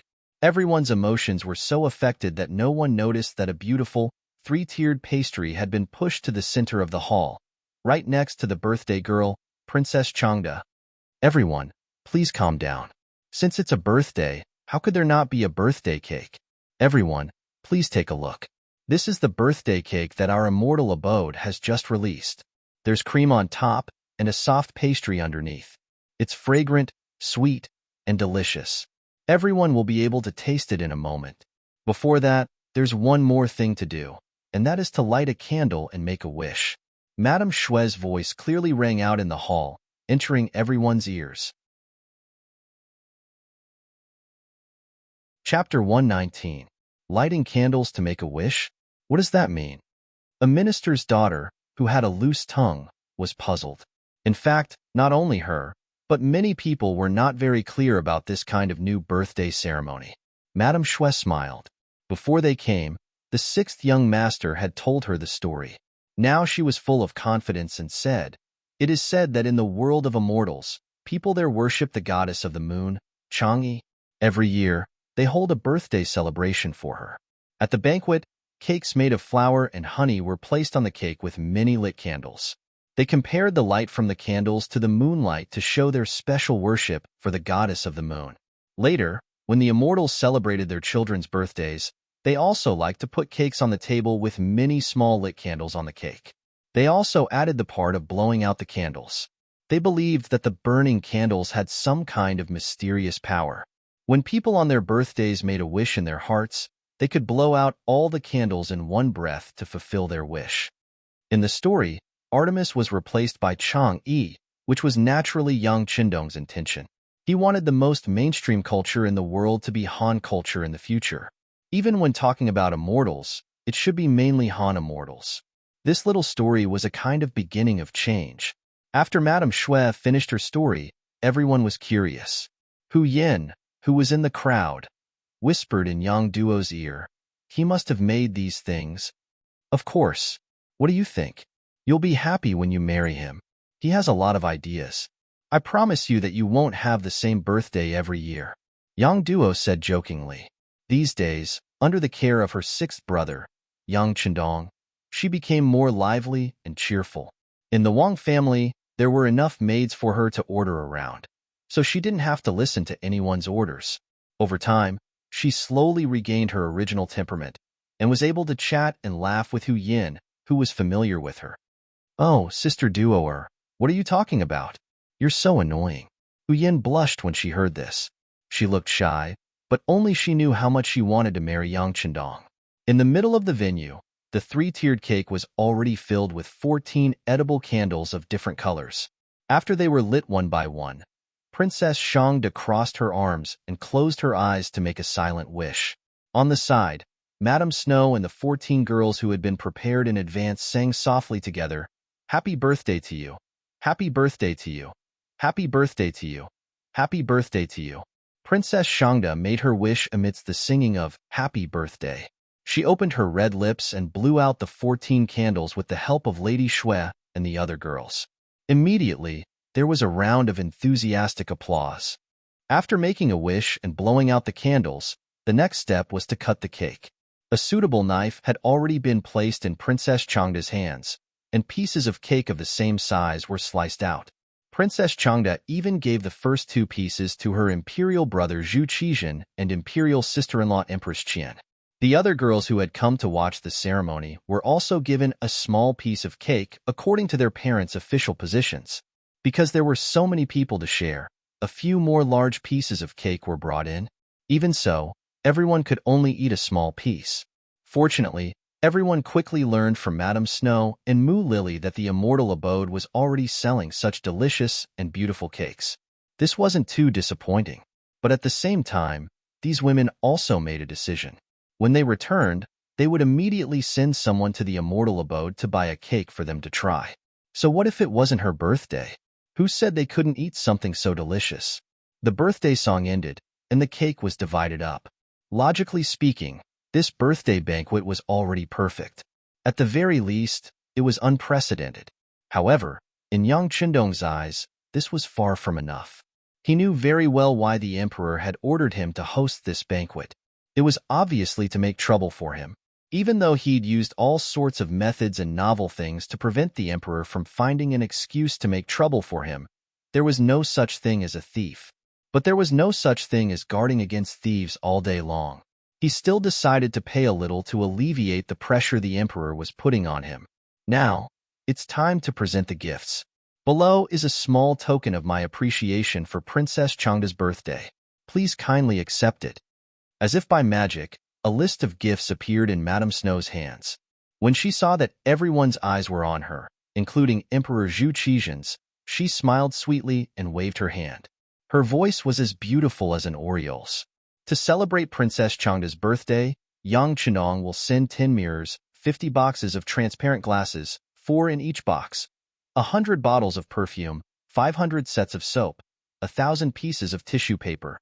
As the singing continued, many eunuchs from the palace carried the items on the list into the field. Soon, they were piled up like a small mountain. Emperor Zhu Qizhen, who was standing not far away, saw these things appear in front of him. His originally stern expression finally relaxed. These were all very popular items. Some of them were even sold in limited quantities. They were the kind that could not be bought even if one had money. It was not an exaggeration to say that they were worth hundreds of thousands of taels of silver. Obviously, this was Yang Qindong's attitude. Taking the opportunity of the princess's birthday, he took the initiative to give gifts and benefits to the royal family. In this way, the other officials could not say anything. With these items, whether he used them himself or used them to reward the officials, or even sold them for money, it was all up to him. With these gifts, Zhu Qizhen's mood became very good. He also decided not to do anything to Yang Qindong. To put it bluntly, he was the emperor. The world was his. The reason why he targeted Yang Qindong was that he envied him because he saw that he was in the limelight. Now that he had received benefits, of course, such thoughts were not so serious. The gifts that were presented naturally surprised the womenfolk. All of them widened their eyes and looked at the birthday girl, Princess Changde, with envy and jealousy. But at this time, as the star of today's ceremony, Princess Changde's eyes were fixed on a small and beautiful box that was not much bigger than a palm. It was a box with a delicate doll on the top. When the switch was flipped, the doll on the box began to rotate and move its limbs, and a song similar to the birthday song slowly sounded. To put it bluntly, this was a very common birthday music box in the future. The market price was only 12 yuan. However, at this moment, it was undoubtedly the rarest and most precious gift that had appeared here. As soon as the box appeared, especially the function of automatically playing music, it immediately attracted everyone's attention. All the womenfolk looked at the box with admiration and amazement, and there was a strong desire in their eyes. What's this? How can it be so delicate and beautiful? Some women in the crowd could not help but exclaim. Thinking that it was a gift from Dong Shui, they hurriedly asked Madame Shui, who was holding the gift list. Madame Shui was in the limelight today. Although she used to be a top courtesan, in the eyes of many people, she was still a lowly existence. Especially in the eyes of these women, she was easily labeled as a vixen, a seductress, or a whore. She might have some reputation in her own home, but when she stood next to the daughters of these officials and dignitaries, she would be hated by everyone. Even in her dreams, Madame Shui had never imagined that one day she would be surrounded by so many nobles. Not only did these women not hate her, they even fought to talk to her. There were even quite a few who expressed their admiration. In the end, this was all because of Dong Shui. At this moment, Madame Shui was even more determined to follow in Dong Shui's footsteps and never leave his side. Yang Shi calls this a birthday music box. It can automatically play beautiful music. It's perfect for Princess Changde's birthday, Madame Shui explained to the women with a smile. I wonder if the immortal abode sells such a good thing? After hearing that it was a birthday music box, the women were tempted and eager to know where they could buy such a good thing. Sorry, we don't have it. Under everyone's gaze, Madame Shui shook her head regretfully. As you said, this is a good thing. In fact, Yang Shima had specially sent people to bring it over from the sea. Just for this item, he had spent a total of 30,000 taels of silver. Moreover, this was a priceless item.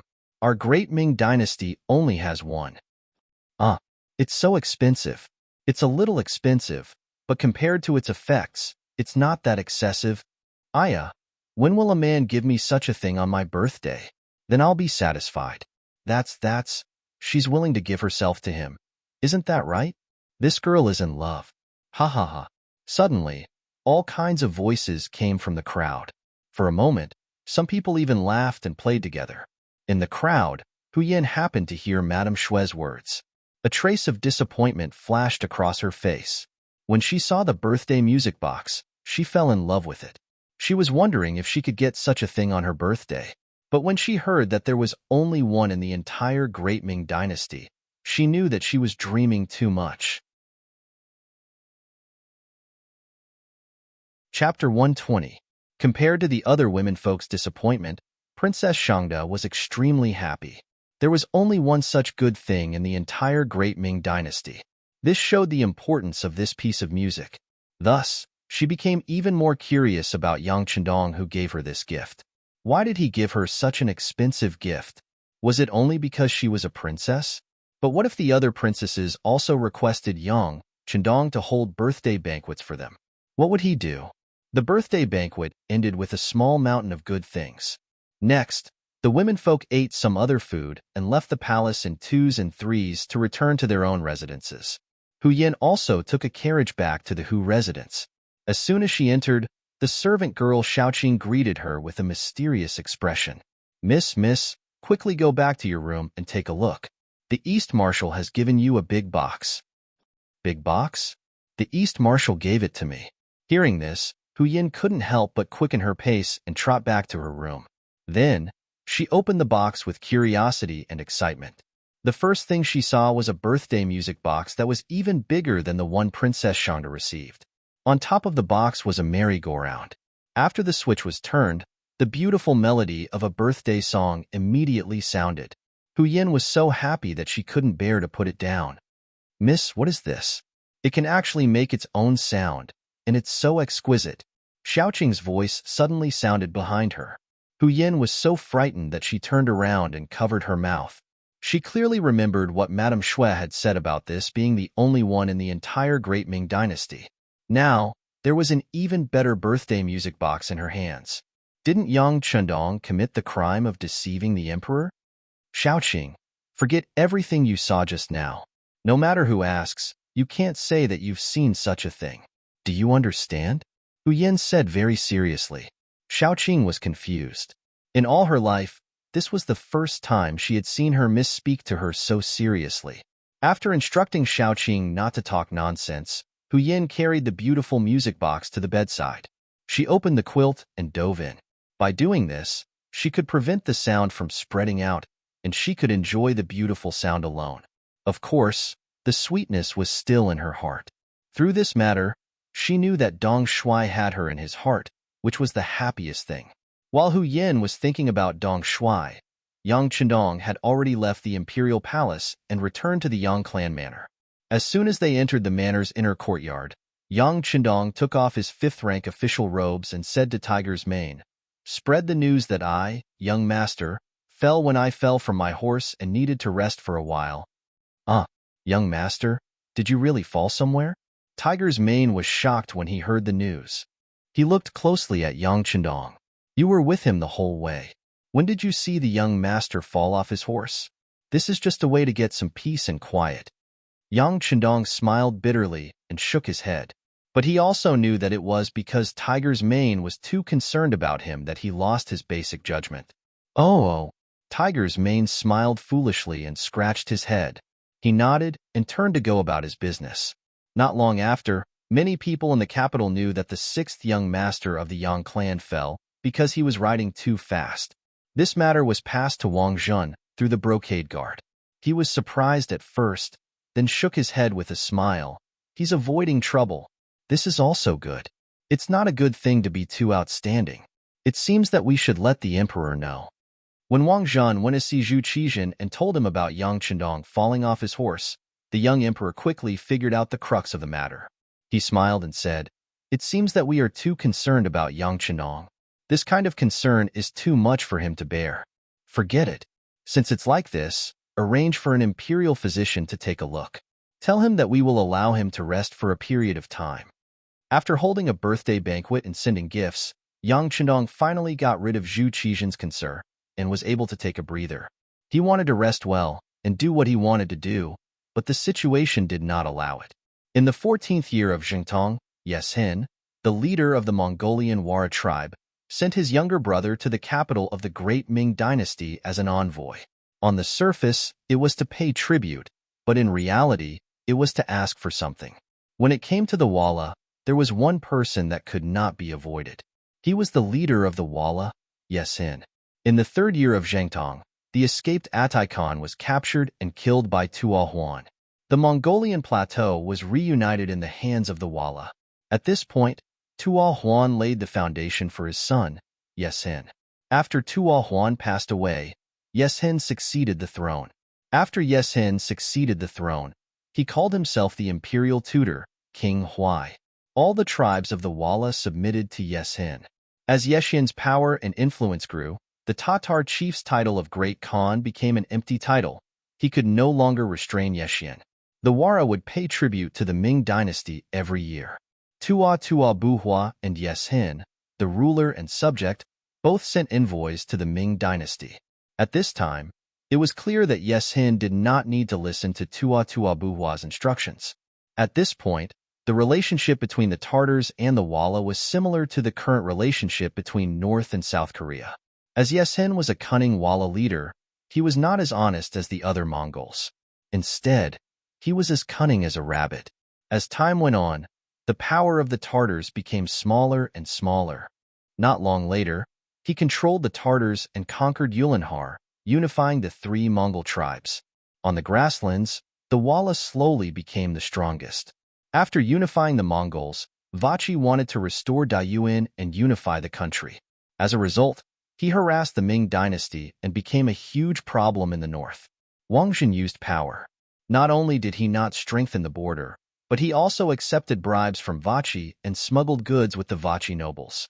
For the sake of profits, Wang Jin asked his best friend, Guojing, to make large amounts of arrows and give them to Vachi. Vachi would return good horses to Wang Jian as a form of repayment. To get on the good side of Vachi, Wang Jian also treated the envoys well and rewarded them. Ever since Vachi established a tribute relationship with the Ming dynasty, he would send envoys to the Ming dynasty with good horses and other goods. The Ming dynasty government would reward the envoys accordingly. Under normal circumstances, the reward would slightly exceed the value of the tribute. At the same time, the envoys had to be rewarded as well. As a result, Vachi was very willing to pay tribute to the Ming dynasty in order to obtain the wealth of the Central Plains. According to the original rules, Vachi could not send more than 50 envoys to the Ming dynasty each year. Later on, Vachi's greed for the rewards from the Ming dynasty grew, and the number of envoys increased day by day. For example, this time, the periodical king had brought a group of 2,500 envoys. In order to receive more rewards, he had falsely reported that it was 3,000 people. As soon as he entered the capital, the name he heard the most from the Wala spies in the capital was Yang Chendong. In the capital, when Yang Chendong was mentioned, the immortal abode had to be mentioned.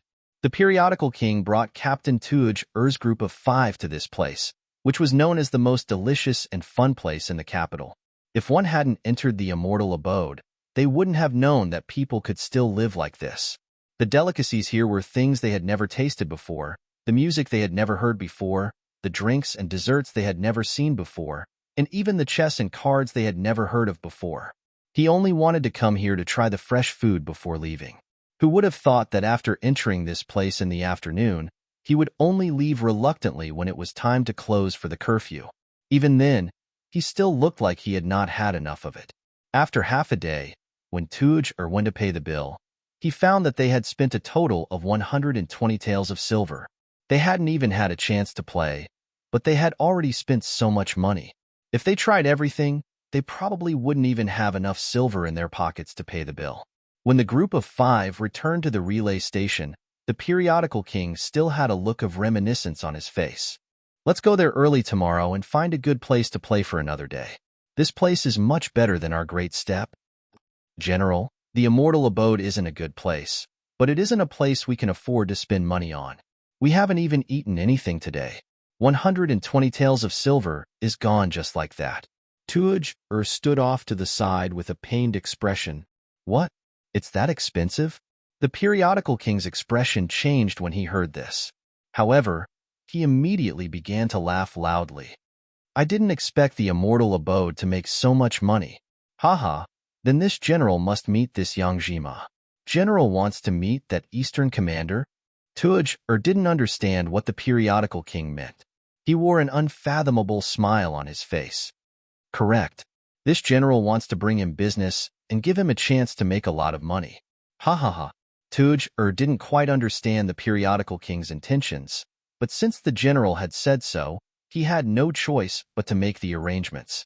There weren't many people in Walla who were smarter than the general. As the captain of the guards, he was quite confident in this. Just like that, the next morning, a group of uninvited guests arrived outside the Yang clan manor. The guests didn't come in a soft sedan like the great Ming dynasty's officials. Instead, they came on large horses. They were dressed in the attire of a different race, and the blades at their waists hung unabashedly at their sides. It was as if they would draw their blades at the slightest disagreement. The periodical king purposely brought a group of 20 guards with him to the Yang clan manor. Their formation was quite impressive, causing Yang Wu, who was on duty, to frown. However, when Yang Chendong was training them, he had trained them to be courageous. He didn't seem to be afraid in the slightest. Instead, he boldly stood in front of the group and shouted, "This place belongs to the Crown Prince's steward, Sir Yang. Halt!" The group naturally stopped. As the captain of the guards, Tuj naturally went up to welcome them. With an arrogant expression, he shouted at Yang Wu, "Hurry up and inform your master that the periodical king of the Walla has arrived. Hurry up and come out to welcome him." Chapter 121.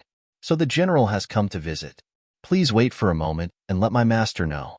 Yang Wu cupped his fist and said politely. After that, he turned around and walked into the manor. However, the wooden door did not open and remained closed. General, this? Seeing that Yang Lin did not have the intention to invite them in, Tuagu's face was filled with anger. It's fine. We are new here, and this East Marshal has lived in the southern part of the Ming dynasty since he was young. It's normal that he doesn't know about us. As long as someone reports to him, he will meet us. The magazine king had a confident look on his face. Over the years, Walla had become stronger under the leadership of his brother, Yesen. Under his overflowing confidence, he looked down on the officials of the Ming dynasty more and more. They were a bunch of people who only knew how to talk. What kind of ability could they have? Moreover, the person he was going to face was only a fifth-rank official. He really did not care about him. Yang Wu came to the inner courtyard of the Yang manor and told the young master, Yang Chendong, about the magazine king's visit. Then, he stood respectfully at the side and waited. Wallace people? Yang Chendong laughed. He knew about the changes in the Tumu castle from history. Naturally, he had to know about Walla. After knowing that it was the magazine king who came, he did not have the slightest intention of meeting him. They were about to become opponents. If he were to get close to him, it would be hard to avoid attention. This was not what he wanted. Tiger's Mane, go and send them away. You should know what to do. Since becoming the head of the security bureau, Tiger's Mane had a clearer understanding of the outside world. He was very clear about what kind of power Walla had and what kind of people they were. He was also very clear about the attitude of the imperial court towards them. Now that Yang Chendong said this, he immediately understood and nodded. Young master, don't worry. Leave everything to me. After making his promise to Yang Chendong, Tiger's Mane and Yang Wu walked out of the inner courtyard of the Yang residence while arranging for someone to report to the head of the eunuchs, Wang Zhen. No matter what, the other party had appeared as an emissary. If they didn't handle it well, it would be a diplomatic matter between the two countries. The matter might escalate, so they had to report it to the higher-ups. The staff of the security bureau quickly left the Yangjia village through a small path and headed straight for the capital. Tiger's Mane and Yang Wu also walked to the outer gate and stood in front of the Walla emissary and his entourage. Greetings, Envoy Walla. Tiger's Mane greeted politely as soon as he approached. As the second-in-command of Yang Chendong's organization, Tiger's Mane naturally had the aura of a superior as time passed. When he came from afar, he had never seen Yang Chendong. He thought that the person who came was the main character of the competition. He was about to return the greeting, but when he heard that the other party was just a servant, his eyes flashed with anger. No matter what, he was Walla's general and the younger brother of Chief Yesen. This time, he had already condescended to come to the Yangjia village. If Yang Chendong didn't come out and only sent a servant, how could he keep his face? After Tiger's Mane reported his identity, he didn't look at the other party's ugly expression and said directly, Envoy Walla, my lord was injured a few days ago when he was riding a horse. He is now recuperating in bed. It is really inconvenient for him to meet you. Please understand. Injured? That's good. There are too many warriors on the grassland who get injured while riding a horse. I have good medicine to treat injuries. Let me see if the East Marshal's injury is better. How could the tournament king not see that this was just an excuse? He wanted to expose it on the spot. Finding a reason to refuse the other party instead of directly refusing to meet him was giving the other party face. However, the tournament king didn't know when to back down. Tiger's Mane's face changed slightly and said, "This is not good. You are the envoy of Walla. My lord is an important official in the court. It's better not to meet in private to avoid unnecessary trouble." Tiger's Mane repeatedly stopped him, but it angered the guard captain, Tugger. In his eyes, the general coming to the Yangjia village was giving enough face. Yang Chendong didn't want face, so he couldn't blame him for speaking rudely. Ha ha ha, it's really a joke. He is just an idle official. The crown prince of the Ming dynasty is still a baby.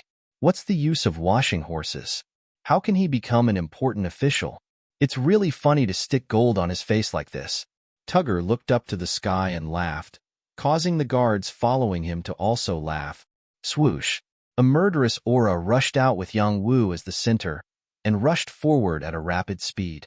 He clenched his fists and glared angrily, as if he was going to start a massacre at any time. Stop!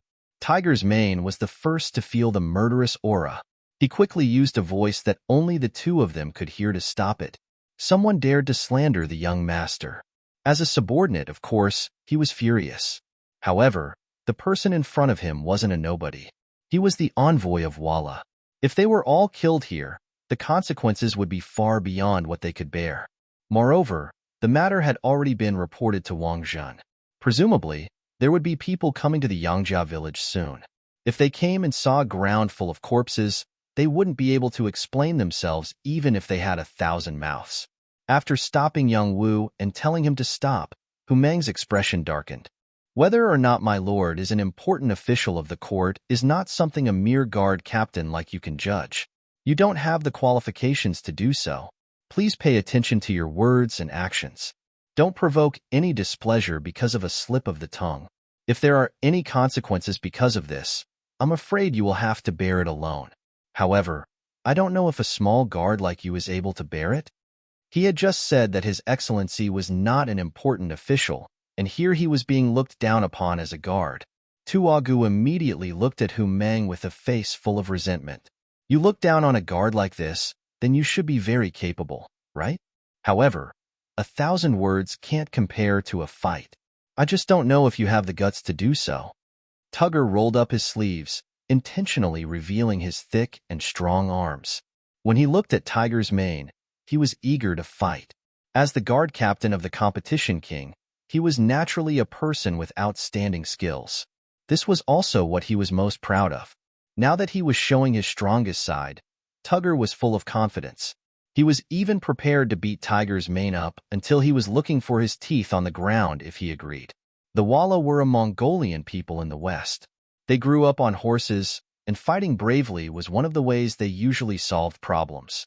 The tall and sturdy Tugger intentionally revealed the muscles on his arms and looked at Tiger's Mane provocatively. However, he didn't know that this performance made him look like a clown in the eyes of others. Tiger's Mane and the first batch of Lungfeng were all taught by Yang Chendong.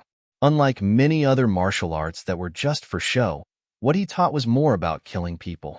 In Yang Chendong's words, war has always been cruel. It won't take care of you just because you're on the side of justice. Similarly, it won't ignore your weakness because you're on the right side. In the end, a real war is about killing and being killed. How to protect yourself while killing is the most important thing. As for other things, they are just fleeting clouds. Under such guidance, Tiger's Mane and the others were taught killing moves. The goal of their training was to inflict the greatest damage to the opponent in the shortest amount of time and suppress the opponent's strength and ability. Tugger was just like this. Although he was tall and sturdy, he mostly relied on strength to fight. He was particular about defeating 10 people with strength. If this kind of person was to fight against a brute, he would have a huge advantage. However, When facing the agile Long Feng members who knew the structure of the human body and knew the weaknesses of the human body, he was too far behind. If they really fought, the opponent only needed to reveal a small flaw, and Tiger's mane would strike with lightning speed and kill the opponent directly. In this way, Tugger's arrogance was like a clown in Tiger's mane's eyes. Naturally, he would ignore him.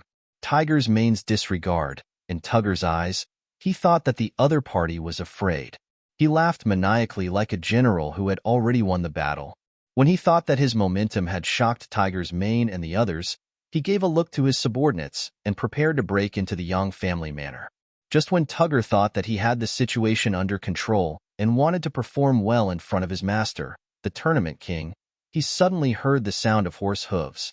Then, behind them, a group of about 50 Iron Cloak guards wearing flying suits approached from afar. The sudden appearance of the Ming dynasty's brocade guards forced Tugger, who was about to make a move, to stand still. He even intentionally glanced at General Wang beside him. "Don't be afraid. We didn't do anything wrong. Even if the Ming dynasty's emperor came, what can he do?" The tournament king said arrogantly. Just from this sentence, it could be seen that in Walla's bones, they clearly looked down on the Ming dynasty's army and even the Ming dynasty's ruler, Ming Ingzong Zhu Qizhen. Speaking of which, it wasn't that the Walla were arrogant. In fact, in this world, the strong were respected. Just like the Ming dynasty's Emperor Chengzu's 5 expeditions to the Mongols, the Walla at that time were very respectful to the Ming dynasty. However, in these years, the Ming dynasty had changed 3 emperors and no longer fought with the Walla. As time passed, they forgot how powerful the Ming dynasty was. This was a good example of the saying, "Weak countries have no diplomacy." Tiger's mane had already seen through Tugger's arrogance and their intention to make a move. In order to ensure the young master's absolute safety, he had already made a gesture when no one was paying attention. No one knew that not far away, Yang Qindong's personal guard, Dao Xiao, had been paying attention to all the movements here. Even the safety of the Type 95 in their hands was unlocked and a silencer was installed. They were only waiting for an order to quickly eliminate the Walla team that came to provoke the Yang family manor. Chapter 122. This was the huge difference between modern weaponry and cold weaponry. It was able to quietly finish off the opponent. Although there might be some trouble afterwards, as long as the scene was cleaned up, even if there were suspicions, there would be nothing they could do if they couldn't find any evidence. But before Tiger's man could give the order, the embroidered uniform guard had already arrived. This speed was enough to show just how important Yang Qindong was to Wang Jin. As expected, there were no eternal friends, only eternal interests. After investing so much money into the immortal abode, if anyone wanted to harm the East Marshal, Wang Jun's attitude would be the first thing they would have to deal with. The embroidered uniform guard had arrived, led by a Qinhu official who was also Wang Jun's trusted aide, Tang Tong. The order that Tang Tong received was to bring the tile emissaries back to the capital. She also strictly ordered the soldiers guarding the city gates to not allow them to leave the city as they pleased. They were also not allowed to appear in the Yangjia Manor a second time and cause trouble. After receiving this order, Tang Tong rode over with his men. When he saw that the Walla emissaries were still pacing back and forth outside the gates of the Yang clan manor, he couldn't help but sigh in relief. Soon after, he rushed over with a look of disgust on his face. Tang Tong, who had more than double the number of people, immediately took control of the situation. First, he surrounded Tuj and the others. Then, with a stern face, he sternly said, "You came to my Ming dynasty with the status of a vassal state to pay tribute, so you should abide by the rules here. How can you leave the capital without asking for permission and come to the residence of Lord Yang? Just what are you trying to do?" This Tang Tong actually had some tricks up his sleeve. At the very least, he knew how to gain the upper hand by a show of strength. According to the rules, emissaries could enjoy a certain amount of freedom when entering another country, but only within a certain range. If they wanted to go beyond this range, they had to report it. But because the envoys from Vala came every year, as time passed, no one really paid attention to this rule. But this didn't mean that it didn't exist. At the very least, Tang Tong's words were reasonable, and Tujer didn't know how to respond. He could only look at the magazine king to see his master's opinion. The periodical king saw that the embroidered uniform guards had arrived not long after he arrived. He knew that this young Qindong's power was not small. Since he wasn't prepared enough and had overstepped his boundaries, he wouldn't be able to gain anything by staying here. This general only saw that the scenery here was not bad and couldn't help but come here. Since the Ming dynasty has rules, then let's just go back. To everyone's surprise, the magazine king compromised. His attitude was extremely sincere, as if he had really come here casually. After saying this, he was the first to turn and return to the capital, Tuj and the other guards hurriedly following. Soon, they disappeared from everyone's sight, which caught Tang Tong off guard. As one of Wang Zhan's confidants, he naturally knew his master's attitude towards Walla. In the past, every time he came to pay tribute, he would give his master a lot of gold and silver. But this time, he didn't bring any gifts, either because he forgot or because of other reasons. This already made his master a little unhappy. This time, Tang Tong came here with the intention of making things difficult for the magazine king and reminding him. But he didn't expect that the magazine king would leave so straightforwardly. From the beginning to the end, he didn't even have the slightest intention of confronting him, which made Tang Tong unable to find a place to say anything. Tang Tong was a little dissatisfied that the matter was resolved so easily. This should have been an opportunity to perform meritorious deeds, but now he missed it. He was unhappy, but he didn't say anything to Tiger's Mane.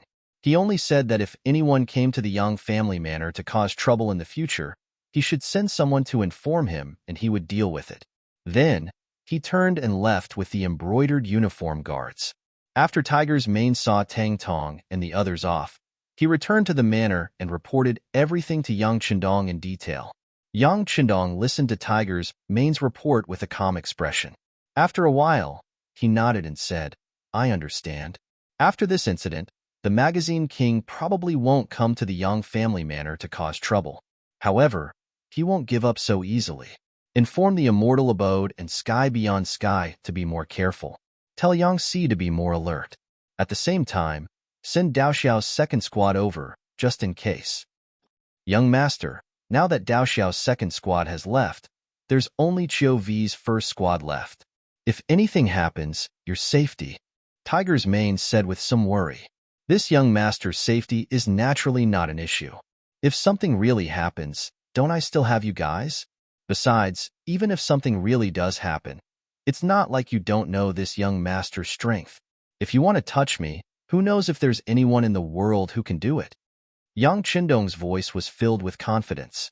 With his ability to enter the warehouse at any time, and even have a helicopter appear at any time, anyone who wanted to capture him would have to be willing. Otherwise, even an entire army wouldn't be able to do anything to him. But young master, although Tiger's Mane was filled with confidence in Yang Qindong, he didn't want to see the young master take any risks. He asked carefully, "Young master, we've already completed our initial preparations in the capital. Much of the work has already begun, but we're still lacking manpower. Do you think it's possible to transfer some people over from Crimson City? This is also for the sake of better future development." Yang Qindong wasn't someone who couldn't listen to other people's opinions. On the contrary, he always believed that there was a limit to a person's wisdom. Only by gathering the wisdom of the masses could many things be done more perfectly. Okay, we'll do as you say. Transfer a company of Cold Vanguard from Crimson City, as well as the Ghost Shadow Sniper Squad. Yang Qindong naturally had his own considerations for transferring the Ghost Shadow Sniper Squad over. Seeing that it wouldn't be long before the Tumu Castle incident happened, if they didn't have enough strength, they wouldn't be able to perform perfectly in many things. Hearing that he could transfer 100 Cold Vanguard and even the Ghost Shadow Sniper Squad, Tiger's Mane's face lit up with joy. He let out a long sigh of relief and hurriedly agreed, turning around to make arrangements. Back to the competition king. Yangjia Village's fruitless return made him extremely annoyed. He originally thought that a small Ming Dynasty rank 5 official would feel honored and open the door to welcome him and treat him as a guest. Didn't people say that the Han people were a nation of etiquette? However, why did Yang Qindong not want to see him at all? Even after knowing that he had appeared, he immediately informed the genie guards. Why did he draw the line between them and be so careful? Was this his careful nature? Or did he feel something? The current Ming dynasty and Walla's relationship wasn't bad, at least on the surface. As for deep down, although his brother Yesin had the intention to swallow up the Ming dynasty and was even preparing in the dark, what kind of secret matter was that? Even in Walla, very few people knew about it. Could Yang Chendong see that something was wrong? He had a guilty conscience, and everyone he saw was a guilty conscience. This was the competition king's thoughts. It was precisely because the Vara clan was about to make a move that he didn't give Wang Jin any gifts as usual when he came to the Ming dynasty to pay tribute. Since they were about to become enemies, there was no point in giving anything.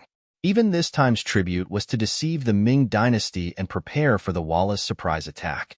Currently, the Ming dynasty seemed to know nothing about this. At the very least, there was no change in how they were received. Even the officials of the Ming dynasty's Ministry of Rites were chatting and laughing as usual. This wasn't something that could be faked. Everything was normal. Only Yang Chendong's behavior was so unapproachable. The competition king couldn't help but think too much about it. How about this? Take some people to the Shinny residence and find out how this Eastern commander is going to deal with it. The competition king felt that he still needed to investigate Yang Chendong and see how he could deal with it. Since he couldn't go to the Yang family village, then he'd go to the immortal abode. Yes, Tuaguer was feeling gloomy. Today's matter had made him lose face, but when he heard the general's orders, he was unable to contain his joy. He didn't have much ability to deal with things peacefully, but when it came to causing trouble, it couldn't be any easier. It was a good opportunity to vent his anger and let the Eastern commander know what the consequences of angering the Walla were. The immortal abode was bustling with people, and business was booming. Even the ordinary tables in the main hall were in short supply. If one wanted to eat here without a membership card or a reservation, they would often have to line up outside to experience the treatment and conditions. Sometimes, when business was booming, even lining up didn't mean anything. Often, when it was time to close, there were still many cases of people not being able to get in line. Even so, there were still many people who flocked to this place like a flock of ducks. They would rather line up, even if they didn't know whether or not they'd be able to get in line. This scene made the other restaurants and inns incredibly envious. However, their financial strength was far from enough. They did not have fresh songs and dances, nor did they have the unique taste of delicious delicacies. They also did not have transparent glass, unique private rooms, and well-trained service staff who were very skilled in dealing with people and had different styles. The hardware and software weren't on the same level. Even when the other restaurants saw how popular the immortal abode was, they couldn't think of anything else other than envy and jealousy. But today, at noon, the exciting scene they'd been looking forward to for a long time had happened. Someone had actually come to the immortal abode to cause trouble because of a problem with a table. This made the other restaurants incredibly excited. Even if they couldn't obtain any benefits from seeing the immortal abode in trouble, it was still enough to comfort them. Chapter 123. Ever since the immortal abode opened for business, even the emperor and empress had personally attended. Numerous civil and military officials had also come to congratulate them. In addition, the embroidered uniform guard could appear at any time, reducing the chances of someone causing trouble to a minimum. Even if there were customers who were dissatisfied with not being able to sit at a table, they could only endure due to the reputation of the immortal abode. As time passed, the guests who came here got used to it. There were even some who used this as an excuse to take advantage of the situation. For example, when someone offended an enemy, owed money, or was on the wrong side of the road, the immortal abode would become their place of refuge. Often, as long as they stood in line, no matter how deep their hatred was, they wouldn't dare to make a move here. In this kind of environment, the employees of the immortal abode naturally developed a sense of security. For example, the two supervisors, Mu Lily and Chui Na used to be the procuress of the 100 Flowers Hall and 9 Arts Workshop. They used to compete in secret. Now that they were both supervisors of the immortal abode, they began to compare themselves in secret. Fortunately, Dong Shui was there to suppress them, so they didn't dare to go too far. On the contrary, they fought over each other, all for the sake of leaving a better impression in Dong Shuai's heart. Although the supervisors of the immortal abode had a lot of work to do, and they had to interact with a lot of customers every day, the good thing was that everyone gave them enough face. At the very least, they were in a cheerful mood. As a result, the two supervisors didn't have to act as if they were inferior to others. On the contrary, everyone's status was equal here. There were even some who would say good things in front of them and secretly give them money in order to get a position faster. The immortal abode had long since established a rule that no employee was allowed to accept tips. If they were caught doing so, they would be fired immediately, with no room for negotiation. Because of this, only 2 people had been caught since the opening of the immortal abode. Their faces were full of regret as they begged for mercy. Even if they knelt on the ground, it did not change their ending at all. This was also a great deterrent to the other staff members here. Even the 2 foremen did not dare to take a single silver coin for themselves. In fact, Yang Chendong had always treated everyone who worked for him well. For many people, being provided with food, clothing, and money was already a good thing that fell from the sky. There were also some people who were selfish and greedy beyond measure. It was no wonder that they were ruthlessly dealt with. Since they couldn't take tips, nice words poured in like a tide. As the foreman, Mu Lily and Chui Na felt as if they were bathing in the sun all day long. They were in a good mood. Mu Lily was on duty today. As the foreman, she did her best to arrange everything, until a waitress ran in front of her and said that there was a customer in the line outside who had an extremely bad attitude. He was so bad that the 2 waitresses in charge of the line were scolded to the point of crying. "There's such a thing? Bring me over to take a look." Mu Lily was astonished to hear that there were people causing trouble outside the immortal abode. In her eyes, what kind of place was this? Even the emperor and empress approved of it, and the officials of the imperial court would visit from time to time. There was actually someone who dared to say such filthy things here? Did they really eat a bear's heart or a leopard's gall? Mu Lily was a bit confused and even a bit curious. She wanted to see just who had the guts to cause trouble outside the immortal abode. She walked over to the long line outside the entrance with the female attendant. As soon as she arrived, she saw a waitress walk up to her with a tear-stained face. "Sister Lily, it's that person. His words are so unpleasant to hear. We called a male waiter over to mediate, but he even knocked him to the ground." "What? He dares to hit people?" Mu Lily's expression was full of shock when she heard this. In her eyes, anyone who dared to cause trouble here already didn't know the immensity of heaven and earth. What kind of confidence did he have to actually dare to injure people? Or was he really just a brute without any schemes? Wasn't he afraid of being captured by the embroidered uniform guard and imprisoned? With all kinds of confusion and doubt in her mind, she followed the 2 waitresses to the front of the long line, where she saw the brawny man, Tuj, spittle flying all over the place. Tuj had come here to cause trouble. After receiving General Wang's orders, he'd made his preparations and arrived at the immortal abode at noon the next day. His original plan had been to look for trouble after entering the immortal abode. He hadn't expected that he'd be forced to wait in line because he hadn't made an appointment in advance and didn't have a membership card on him. He was the captain of a dignified general's bodyguard. Even in the Walla, he was an existence that could do as he pleased. Very few people dared to not give him face. How could he not be angry when he was given the cold shoulder here? Add to that the fact that he'd come here to cause trouble in the first place, he immediately flew into a rage. He began to spout nonsense in the queue, cursing the immortal abode and saying that they were bullying their customers. He even encouraged others to stop spending money here. Those who could afford to spend money in the immortal abode were either wealthy or respectable. What they wanted was face. Naturally, they wouldn't be swayed by Tuj's words. They only looked at him as if they were watching a show. Everyone had noticed that there were embroidered uniform guard members nearby. However, they didn't immediately stop this man in foreign clothing. It seemed like they were waiting for some kind of order.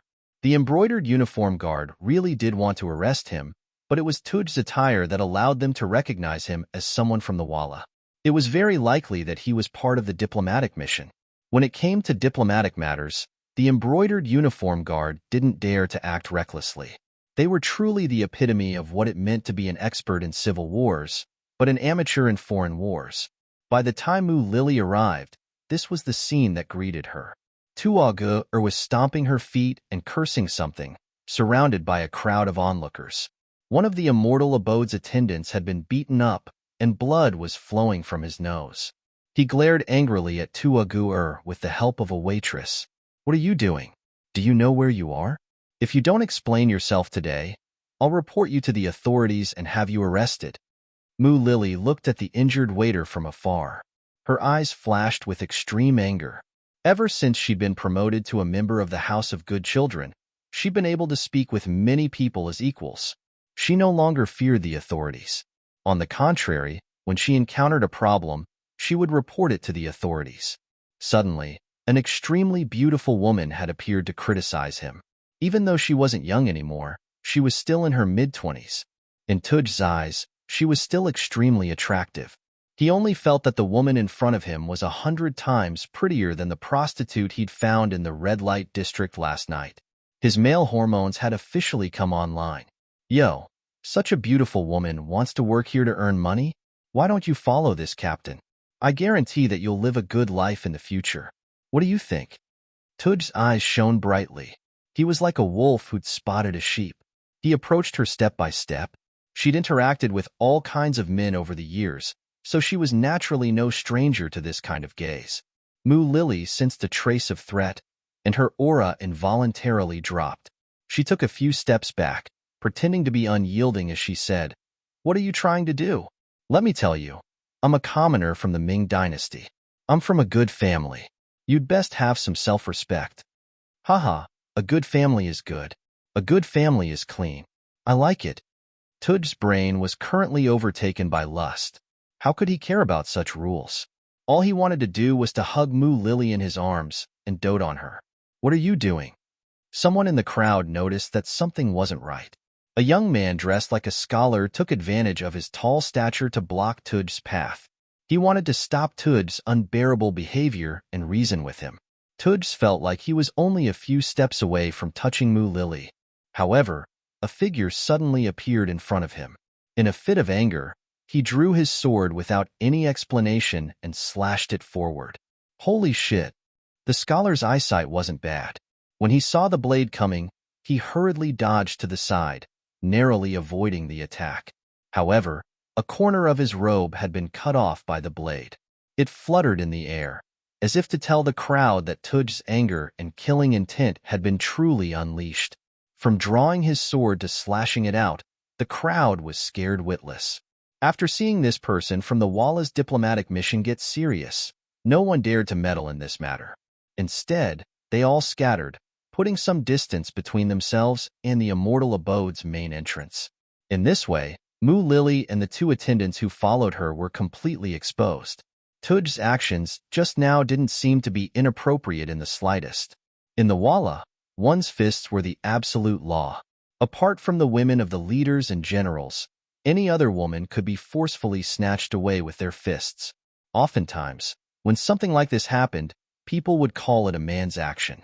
Not only would he not be punished, he would even be praised. Being captivated by Mu Lily, Tuj's current location was now the Walla's territory.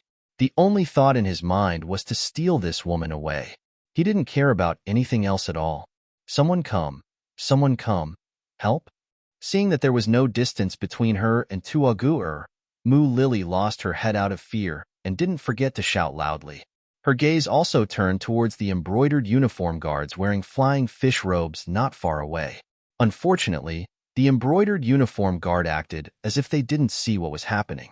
They'd already arranged for someone to report the incident to their superiors. They wouldn't act rashly until they received orders. Even if Tuj's actions were to kill someone on the street, as a member of the diplomatic mission, he didn't necessarily have to follow the Great Ming Dynasty's laws. Chapter 124. The brocade robe's indifference caused Mu Lily's expression to change again and again. Her originally rosy cheeks were now drained of color, and her complexion paled considerably. An ominous thought appeared in her mind. It seemed that she was definitely going to suffer a loss today. If she were to be taken away by this outsider on the streets, the consequences would be self-evident. If that were to happen, she might as well die. Mu Lily was someone who had seen the world. When she was young, she had once been a courtesan, who knew how many men had set their sights on her, but not a single one had succeeded. It was clear that she still had some tricks up her sleeve, and even her personality was firm and unyielding. And now, seeing that she couldn't even rely on the soldiers, she prepared to bite off her tongue and commit suicide in a fit of anger. Even if she were to die here, she couldn't let anyone take her away and ruin her innocence. Mu Lily's eyes flashed with a trace of ruthlessness. She wanted to take her own life, but at this moment, Tuagu's thick and solid right hand was already in front of her. Seeing that it was about to touch her snow-white skin, Mu Lily closed her eyes, waiting for the final moment to take her own life. However, what happened next didn't happen. Instead, she heard the muffled sound of a fist, followed by a cry of pain. When she opened her eyes, the first thing she saw was Yangtze pulling back his fist and Tuogier falling to the ground. This move also caused Dao Xiao and his team members, who had been hiding in the shadows, to stop what they were doing. They had been arranged here precisely because Yang Chendong had sensed that something was about to happen. In order to complete his mission, Dao Xiao was prepared to open fire. However, he also knew that if he opened fire, things would become complicated. Just as he was hesitating and making up his mind to open fire, Yang Si was one step ahead of him. Yang Si was a trusted person. He was one of the Dong Shui's servants and was in charge of the security of this place. Normally, he would enter the immortal abode and sky beyond heaven more often than the other servants, but his behavior was always extremely ordinary. Even when he was interacting with others, he was extremely polite. Over time, after everyone saw that he did not have the slightest arrogance, they started to get along with him. Occasionally, they would even make lewd jokes, which often made this young man, who had just turned 20, blush. He was just an ordinary servant. If he wasn't Dong Shui's subordinate, he wouldn't have received any attention. However, such an ordinary person was able to knock Tugger down to the ground with a single punch. This extremely contrasting scene caused Mu Lily's beautiful eyes to widen in shock. At the same time, her face was filled with disbelief. Tugger was knocked down to the ground with a single punch. Furthermore, he was beaten in front of a beauty. This made him feel that he had lost all his face. He snarled and climbed up again. Holding the scimitar in his right hand, he glared at Yang Si. "Brat, you dare to meddle in your grandpa's business? Go to hell." In the next instant, the scimitar flashed with white light as it cut through the air and arrived at Yang Si's chest. This strike was both fast and fierce. Many people with poor eyesight only saw the flash of white light. Because of their nervousness, many people clenched their fists tightly, displaying the nervousness and excitement in their hearts. There were even a few people who reached out with their right hand to press against their hearts, as if their hearts would jump out of their bodies if they didn't do so. Compared to these people, Mu Lily's reaction was even more extreme. She directly let out a cry of alarm. She was truly worried that Yang Si would die because of this. If that happened, even if she bit off her tongue and committed suicide, she still wouldn't be able to make up for her mistake. The scimitar slashed through the air in front of him, followed by a cry of alarm behind him. However, none of this prevented Yang Si from making an accurate judgment. Under his inhuman training, he had long since mastered the ability to maintain a steady state of mind. When the scimitar slashed over, he merely leaned his body slightly to the side and narrowly dodged the sharp edge of the scimitar. Following that, he rushed forward like an arrow. His right hand changed from a fist to a palm as he moved forward, grabbing Tugger's right hand that was holding the scimitar. Following that, before anyone could react, he clenched his fist, twisted his wrist, lifted his arm, and spun his hand around to raise Tugger's right arm high up in the air. Then, he exerted some force. Accompanied by a crisp, kacha sound, Tugger's right arm was instantly dislocated, causing Tugger to cry out in pain once again. This series of actions was executed extremely beautifully. Regardless of whether it was the timing of the attack or the intensity of the attack, they were all extremely suitable. It gave people the feeling that the outcome of the battle was decided with just a single exchange of blows.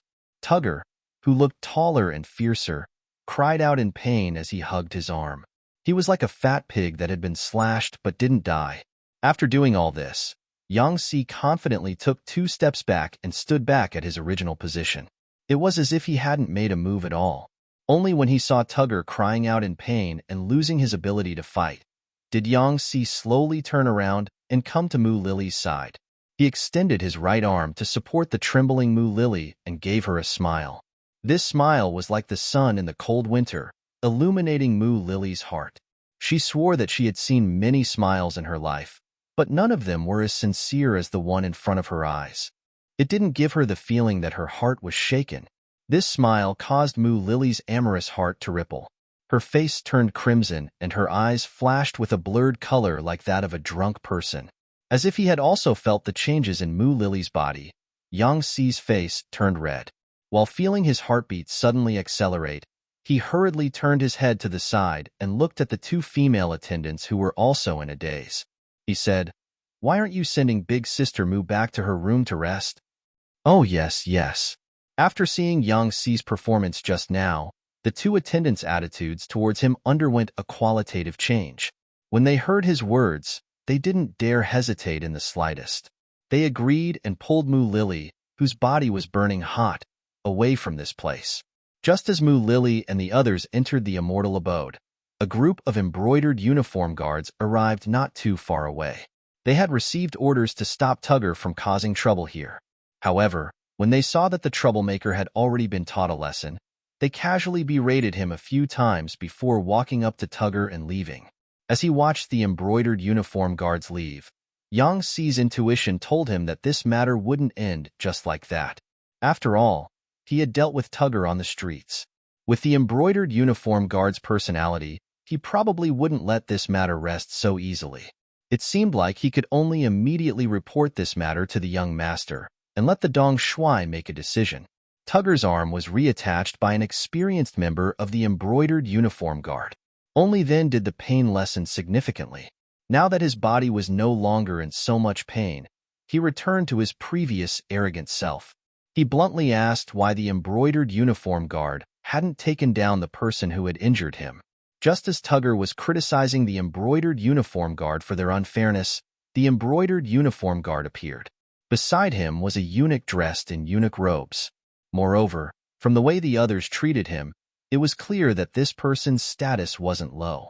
His name was Qian Songbao, and he was the supervising eunuch of the Imperial Horse Directorate. He could be considered a well-known figure among the eunuchs. Of the 24 eunuchs of the Ming dynasty, the Ceremony Directorate and the Imperial Horse Directorate were the most important.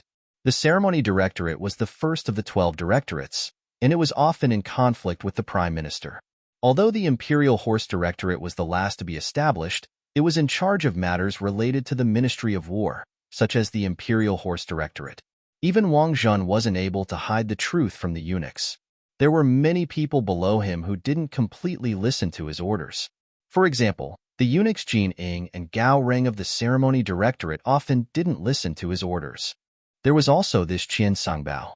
Speaking of Qian Songbao, he was also deeply trusted by Zhu Qizhen. He had once given an imperial edict to Wang Zhen's nephew, Wang Lin, to the embroidered uniform guard commander Qian Songbao, and to the eunuchs Qian Sengbao's nephew, Qian Liang, Gao Reng's nephew, Gao Yu, Chao Jisheng's brother, Chao Zheng, and Kai Zhong's nephew, Kai Ge. From this, it could be seen that Qian Songbao was greatly favored by the emperor. After being favored by the emperor, he became the supervising eunuch of the Imperial Horse Directorate. His position was second only to the head eunuch of the Imperial Horse Directorate, Chen Guan. Because this matter involved an envoy, and because weapons were used, Qian Songbao hurried over to deal with it. He just happened to meet the embroidered uniform guard at the door. Knowing that the embroidered uniform guard was a special envoy from the Walla, Qian Songbao very courteously followed him to see Tugger. They just happened to hear him shouting, "Eunuch Qian, you've already heard the matter. My Walla envoy was beaten up by a commoner of the Ming dynasty. Shouldn't you give us an explanation?" The embroidered uniform guard commander's face was filled with anger. This was the same as slapping his face. If he couldn't get an explanation, how could he still have the face to lead the envoy? Qian Songbao originally wanted to say that he received news that Tugger attacked first, and because of this, he almost injured a commoner of the Ming dynasty. However, When he thought about how no lives were lost, and the one who was injured was Tugger, he felt that he had already earned some face. Since that was the case, it wasn't a big deal to hand over the person who beat him up and end this fight. After all, the Ming dynasty and the Walla still valued peace. Tang Qian, who did it? Qian Songbao saw the embroidered uniform guard's Tang Tong and waved his hand to call him over. Tang Tong was in charge of monitoring the envoy. Previously, when the embroidered uniform guard commander went to Yangjia village, he was the one who showed up. This time, when Tugger was beaten up, he was still the one who came forward to investigate the matter. Qian Sengbao's status was higher than Tang Tong's. Since the other party asked, Tang Tong couldn't not answer. After thinking for a moment, he replied, I heard that it was done by one of Yang Shima's servants. Yang Shima? Yang Chendong? That Dong Shuai? Qian Songbao chuckled, and an imperceptible coldness flashed through his eyes. Yang Chendong's name could be said to be well known in the capital, and he was even in the limelight. Not only was he very talented, he was also very rich. He had also received Zhu Qizhen's recognition and had a good relationship with Wang Zhan, so everything he did seemed to go smoothly. Chapter 125. But at the same time, because he was too close to Wang Zhan, he attracted the displeasure of some other eunuchs. Qian Songbao was one of them. Originally, because the emperor valued him, especially Princess Changda's birthday, it was completely arranged by Yang Chendong. It was the first time in the history of the Ming dynasty that a foreign minister was arranged for the princess' birthday. Some people who had ideas didn't dare to act rashly. In addition, he had a good relationship with Wang Zhan, so Qian Songbao couldn't find a suitable reason to find trouble with Yang Chendong. Now, this person's servant was actually involved in this matter. As a result, it was perfectly justifiable to arrest this servant. At that time, if this Yang Chendong was sensible, he would take out a large sum of money and give it to Qian Songbao. If not, Qian Songbao would destroy his prestige. No matter what, Walla's envoy was injured this time. We have to give him an explanation. Should Qian Hu Tang bring people to call the servant? Of course, we're just investigating the truth of the matter. We're not saying that he's guilty. Qian Songbao had a sinister smile on his face, as if everything was for the public good. Asking Tang Tong to arrest Yang Chendong's servant was to destroy the relationship between Dong Shuai and Wang Zhan. Who didn't know that Tang Tong was eunuch Wang Zhan's subordinate? Qian Songbao was wholeheartedly for the public, and he came out in front of Walla's envoy. He didn't have to worry that Tang Tong wouldn't do it. Otherwise, it would be openly disobeying the orders of his superior. Even if a lawsuit was brought to the emperor, Wang Zhan wouldn't be able to plead for his servant. Tang Tong wasn't stupid at all. On the contrary, he was very shrewd. Otherwise, he wouldn't be able to become a Qianhu. How could he not see Qian Sengbao's intention? However, the situation was like this. He had no other choice but to do it. He thought that if he explained properly when he went to catch the servant, he would not destroy the relationship between eunuch Wang and Dong Shuai. After all, they were both beneficial if they cooperated and harmful if they separated. Presumably, Dong Shuai should be very clear about this point. He would definitely not destroy the harmony between everyone because of a servant. All right, I'll go capture them right away. After receiving the order, Tang Tong led her subordinates towards the immortal abode. The immortal abode wasn't affected by what was happening outside. What happened outside the gate was just one of the topics that everyone talked about. Compared to most people's indifference, Mu Lily was extremely nervous. After a while, her heart slowly calmed down. Then, she began to worry about Yang Si. Wounding Tile's messenger in the middle of the street was a serious crime. She didn't know how a mere servant like him could be so skilled. This time, he had caused such a big mess. He wondered if anything would happen to him. Although Dong Shuai was very capable, this was only a servant's accident. How much effort would he put in? If Yang Si was punished because of her, or even arrested by the brocade guard, what would she do? Just when Mu Lily was blaming herself, Madame Snow came to her room to rest. When she smiled, 2 shallow dimples appeared on her cheeks. With Dong Shuai's nourishment, she looked even more indescribably beautiful. Sister Mu, why did you call me here in such a hurry? What's the matter? Madame Shui was arranging the performances in the front hall. Suddenly, a waiter told her that Mu Lily was looking for her. She was very anxious. She put off all her work and came here because of the sisterly love between sisters. Seeing Xiao Yuxue, Mu Lily acted as if she had seen her savior. She stepped forward and grabbed Xiao Yuxue's wrist. Yuxue, you must help me this time. What's going on? Madame Shui knew that Mu Lily was a strong-willed person. Although she had panicked a lot in the past, she had never been like this. She seemed to be out of her wits. Madame Shui was also shocked by her change. Yuxue, you know that there was a fight outside the gate just now, right? Here's the thing. After Mu Lily told her the details, Xiao Yuxue's face changed. She became more nervous and worried. So this time, in order to save you, Yang Si injured the messenger of Walla, which got him into big trouble. Unless Dong Shui is willing to help, I'm afraid that he is just a servant. He is destined to make sacrifices and even pay a price for this. Mu Lily was so anxious that she burst into tears. Wait, Sister Mu. Don't worry. Let me think about it. Xiao Yuxue had become the top courtesan of 100 Flowers Hall, not only because of her sweet voice, but also because of her wisdom. Otherwise, she would have been able to become Dong Shui's woman, while Madame Xiang had not been able to become Dong Shui's woman. Xiao Yuxue forced herself to calm down. She thought about the seriousness of the matter first. If Yang Si was just a servant of Dong Shui, it was indeed troublesome for him to do such a thing. If it were other masters, they would probably push him out and make him a sacrifice in order to calm down the situation. But Dong Shui was not an ordinary person. He would not treat his servant like this. Xiao Yuxue comforted herself. Mu Lily seemed to be a little impatient. Yuxue, this time, no matter what, you have to help me, begged Dong Shui. As long as Yang Si is fine, I'm willing to do anything to atone for his crime. Mu Lily's eagerness made Xiao Yuxue feel that something was wrong. After thinking for a while, she widened her eyes and asked, Sister Mu, Yang Si just saved you once. You don't have to be so excited. But why do you seem to be ready to risk everything? Is it because... Yes, I just fell in love with him. The moment he saved me, his smile completely opened my heart. To tell you the truth, I fell in love with him at that time. Mu Lily was really daring. Faced with Madame Shui's test, she admitted it directly.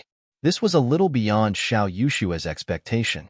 She had thought that Mu Lily just wanted to repay her kindness, but now it seemed that it was not so simple. It was very likely that if something happened to Yang Si, then this elder sister would not live alone. She knew her sister well. She knew that she was capable of doing such a thing. Thinking that Yang Si's life was closely related to Mu Lily's, Xiao Yuxue did not dare to neglect her. Okay, I'll go back to the Yang village and plead with Dong Shui. Thank you, thank you. Mu Lily's face was full of gratitude. She knew that Madame Shui was willing to plead with Dong Shui because of her. This was also why she was willing to confess her feelings for Yang Si without any reservations. Madame Shui left as soon as she said she would. She got into her carriage and left the immortal abode. About 15 minutes after she left, Tang Tong arrived, accompanied by 50 members of the embroidered uniform guard. Wang Jin held important shares in the immortal abode, so Tang Tong didn't dare act recklessly. He didn't even put on his flying suit. Instead, he changed into casual clothes and went to find Mu Lily, the head of the immortal abode. Mu Lily was shocked by Tang Tong's sudden arrival. She had a premonition that something was going to happen, but in order to give Madame Shui enough time to plead, she pretended not to know anything. When she heard that Tang Tong was looking for Yang Si, she put on a serious face and said that she had seen him just now, and that she would send someone to look for him. Tang Tong didn't suspect anything and agreed with a smile. However, they waited for an hour until he was getting impatient. Mu Lily also knew that she couldn't hide it any longer. Only then did she say that Yang Si had most likely returned to the Yang clan manor. Let's go to the Yang clan manor. Tang Tong's face was full of displeasure. They'd been here for too long. Who knew if they'd be able to find Yang Si? He didn't want to cause trouble if he missed his job. Mu Lily's heart clenched as she watched Tang Tong and the others leave. She'd originally wanted to go back and take a look, but she was on duty today. If she left, it would be a dereliction of duty. It would only anger Dong Shui, and the gains wouldn't make up for the losses. Since she couldn't go back with them, All she could do was pray that nothing happened to Yang Si. Xiao Yushua's pleas would be effective. The situation in the Yang clan manor was completely different from what Mu Lily had imagined. Yang Chendong had no intention of giving up on Yang Si. His personality didn't allow him to do so. Yang Si had rushed back as soon as he'd finished his preparations. As soon as he entered the manor, he saw Yang Chendong and gave him a detailed account of what had happened. Then, he half knelt on the ground. His actions today were a little rash, but seeing that the embroidered uniform guards were only watching the show without making a move, he could not just stand by and watch Mu Lily be taken away. If that was the case, he was afraid that it would make the young master unhappy. Yang Chendong was writing something in his study. It was a new song and a new book. The area covered by Yang Bao was no longer limited to the capital. He had already reached Tianjinwei, and the next step was to prepare to enter the auxiliary capital, Nanjing. Although this might take some time, the necessary preparations had to be made. As he wrote, he listened to Yang Si's report. From the beginning to the end, there was not the slightest change. Even when he heard that Tuogir's arm had been dislocated, he still continued to write with vigor. Xiao Yin, who was grinding ink at the side, trembled. She was clearly afraid when she heard this. It's fine. Yang Chendong had no choice but to put down his brush. He gently placed his hand on the back of Xiao Yin's hand and gave her a comforting smile. Then, he slowly turned his gaze to Yang Si, who was kneeling on the ground. You did the right thing. Get up. Thank you, young master. The words, did the right thing, made Yang Si feel as if he had been pardoned. He stood up, and Tiger's Mane and Beta Persei, who were standing to the side, hurriedly reached out to help him up. In the past few days, they had gotten along very well, as if they were blood brothers. Of course, they didn't want to see their brother make any mistakes.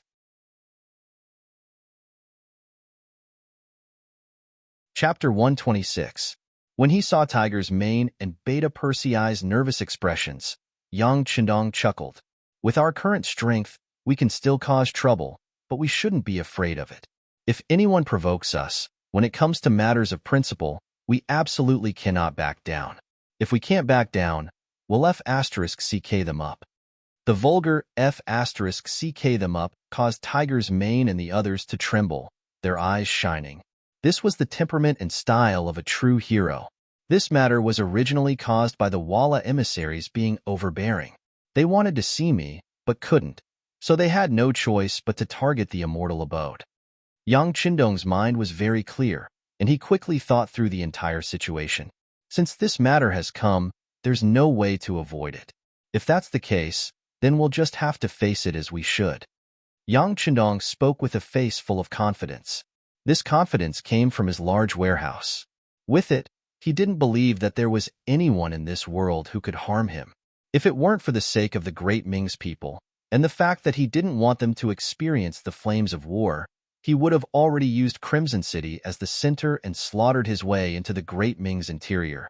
If he didn't want the common people to suffer, then he had to play a big game of chess. In the process of laying out his plans, he had to endure patiently. However, enduring patiently didn't mean that he had no principles to back down. For example, Yang Si's actions were within his rights. If he couldn't even protect his people this time, then his titles as young master and Dong Shuai would lose all meaning. No matter how many treasures there were in the warehouse, they would only be decorations. Yang Si had to be protected. As for how many troublesome matters would arise in the process, he would just have to deal with them as they came. He had already made up his mind. When he was about to announce it, Madame Snow stumbled into the study. Her face was covered in sweat, and her expression was extremely nervous. When she entered the study and saw that Yang Si was still standing there, she breathed a sigh of relief. Sister Shui, what happened to you? Xiao Yin was shocked to see Madame Snow in such a state. She hurriedly took out a fragrant handkerchief and walked over. Yang Chendong's eyes also fell on Madame Snow. There was curiosity and doubt in his eyes. At the same time, there was a faint murderous intent flowing in his eyes. Yang Chendong thought that something big must have happened to make Madame Snow so nervous. Could it be that someone had attacked the immortal abode? Someone was challenging his bottom line, forcing him to erupt with an appropriate amount of strength. I'm fine. Noticing the confusion in their eyes, Madame Shui thought that she might have acted too hastily and caused misunderstandings. She hurriedly explained, "I'm here for Yang Si. Young master, can I beg you not to hurt Yang Si? He did it to save Sister Mu." Big Sister Mu said that as long as young master spares Yang Si, she'll do anything you ask of her. She's willing to be a slave for the rest of her life, working for the immortal abode. Wait a moment. Yang Chendong interrupted Madame Snow. Why is Mu Lily so worried about Yang Si? You came here in such a hurry. You must have been entrusted with this by Big Sister Mu, right? His question hit the nail on the head.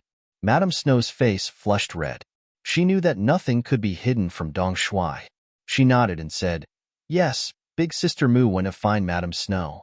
She said that Yang Si did everything to save her. She couldn't be ungrateful, so she asked me to intercede on his behalf." "I'm afraid that's not all." Yang Chendong chuckled. He'd heard something different in Madame Snow's words. Yang Si was just a servant. In any other noble family, his existence was completely dispensable. Even if he'd made some kind of contribution, he wouldn't have earned such gratitude from his master. But judging from Mu Lily's expression, she was obviously very anxious. Otherwise, Madame Snow wouldn't have come back in such a hurry. There must be something else. Since Yang Chendong had pointed it out, Madame Snow knew that there were some things that she couldn't hide.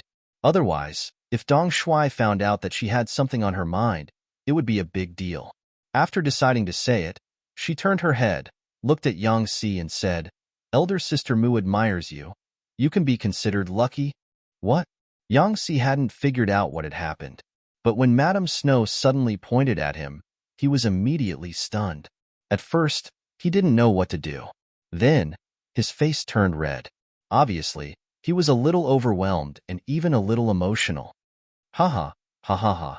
Yang Chendong, on the other hand, could not help laughing out loud when he finally heard Mu Lily's attitude from Madame Snow. Good luck. Yang Si, you're in luck. Ha ha ha. Young master. Yang Si was very embarrassed by Yang Chendong's laughter. He could only lower his head and express his feelings silently. Well, there's nothing to be embarrassed about. Tell me, do you like Mu Lily? Of course, she's a few years older than you. If you don't like her, it's fine. Just make her give up on this idea. Although Yang Chendong was very happy that these trusted subordinates of his settled down early, he was also relieved. However, he wouldn't force her to do anything. Love required mutual love, and the two of them had to spend their days together. It wasn't something that could be done by force. Well, Yang Si reached out and scratched his head. He was a little embarrassed to face some questions. Don't beat around the bush. The young master asked you. Just tell him the truth. What are you afraid of? Tiger's mane urged anxiously when he saw Yang Si's ambiguous attitude. His right hand was naturally raised. From the looks of it, if Yang Si couldn't give an answer, this slap would fall at any time. Seeing that everyone was looking at him and waiting for an answer, Yang Si knew that it was not the time to be pretentious. He immediately raised his head and looked at Yang Chendong. He knelt on the ground again. Young master, I also like Steward Mu. If she's willing, please accept her, young master.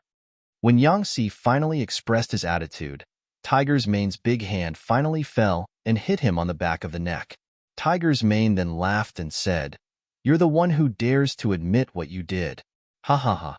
Hearing Tiger's mane's words, several people in the study laughed. Yang Chendong's face was also filled with joy. Very good. Since both of you have feelings for each other, let's settle this matter first. Once this matter is over, we'll work for them. But before that, Yang Si, you need to hide for a while. Tell everyone that he has returned to his hometown in Jianing Prefecture. Do you understand? This was Yang Chendong's preparation to protect Yang Si. After hearing this, everyone immediately agreed in unison. At this moment, footsteps came from outside the study. Yang Wu walked into the study and half knelt. Young master, Qianhu Tang Tong of the embroidered uniform guard is here. He said he has something to ask you. He came so quickly. Yang Chendong's face immediately became serious. Take him to the side hall and wait. Young master, I'll go over now. Yes. Yang Wu answered and left. Yang Chendong looked at Tiger's mane and said, Take Yang Si to the backyard and find a place to hide. Tiger's mane. Follow young master to the side hall and meet Tang Tong. After saying this, Yang Chendong stood up. Madame Snow looked at him anxiously and seemed to want to say something, but he spoke first. Don't think too much. Yang Si will be fine. Yang Chendong went straight to the side hall. Madame Snow was still a little uneasy. Xiao Yin, who stayed behind, held her hand and comforted her. Sister Snow, don't worry. With young master here, Yang Si will never be handed over. These words weren't words of comfort, but Xiao Yin was well aware of the close relationship between the young master and the retainers. It's just that some things can't be explained to others. You can only rely on yourself to observe and see with your heart to understand a thing or two. Tang Tong had just been led into the side hall by Yang Wu when Yang Chendong and Tiger's mane appeared in the side hall. Seeing Yang Chendong in green, Tang Tong did not dare to be arrogant. She quickly sat up and saluted with her hands folded. Greetings, Yang Chendong. Haha, Chiliarch Tang, you're welcome. Yang Chendong pointed to the chair with a smile on his face. Thank you, Yang Chendong. Tang Tong said politely and then sat down again. A maid brought tea and put it in front of Tang Tong and Yang Chendong. Then she left. As a guest, Tang Tong gently picked up the teacup and took a sip. Then she nodded with a look of enjoyment. Dong Shuai's tea is really good. Chiliarch Tang, you're welcome. If you like it, you can take some back when you leave. Yang Chendong still had a smile on his face. He spoke unhurriedly and did not seem to have any intention of asking why Tang Tong was here. In Tang Tong's eyes, Yang Chendong's calmness made him unhappy. He had brought dozens of brocade guards with him. If it were other ministers, they would have panicked and lost their composure. There were usually only two possibilities for Yang Chendong to show such indifference. First, he was pretending to be stupid. Second, he was really stupid.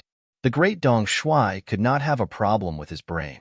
Then, it could only be the first answer. It seemed that it would be very difficult to find Yang Si, who had hit people. However, he had to do his job. Even if this trip was annoying, he could only get straight to the point. Yang Chendong, the situation is like this. This Chiliarch is here for a servant of yours named Yang Si. He injured people outside the immortal abode earlier. They've already reported it to the authorities and are going to confront him. However, I don't know if it would be convenient for you to hand him over. Tang Tong spoke in a probing tone. If one looked closely, they would even see a trace of a smile on her face. It was as if she wanted to tell Yang Chendong that she was not here for him. She was here because the implications of this matter were too great. Given her position, she had no choice. Chapter 127. Yang Chendong listened attentively, without the slightest hint of annoyance. It was as if he had just learned of this matter. When Tang Tong finished speaking and closed his mouth, he feigned surprise and said, "Something like this actually happened. How audacious." Tang Tong didn't know whether he was referring to Yang Si, who had beaten someone up, or to Tang Gu, who had wanted to commit murder outside the immortal abode. As soon as he said this, Tang Tong's expression became somewhat unsightly. However, what made him even more embarrassed was that Yang Chendong seemed to have only expressed his attitude. After saying this, he didn't say anything else. Unable to bear it any longer, Lord Tang raised his head to look, only to see Yang Chendong leisurely sipping on his tea. This attitude really infuriated Tang Tong quite a bit. "What's this?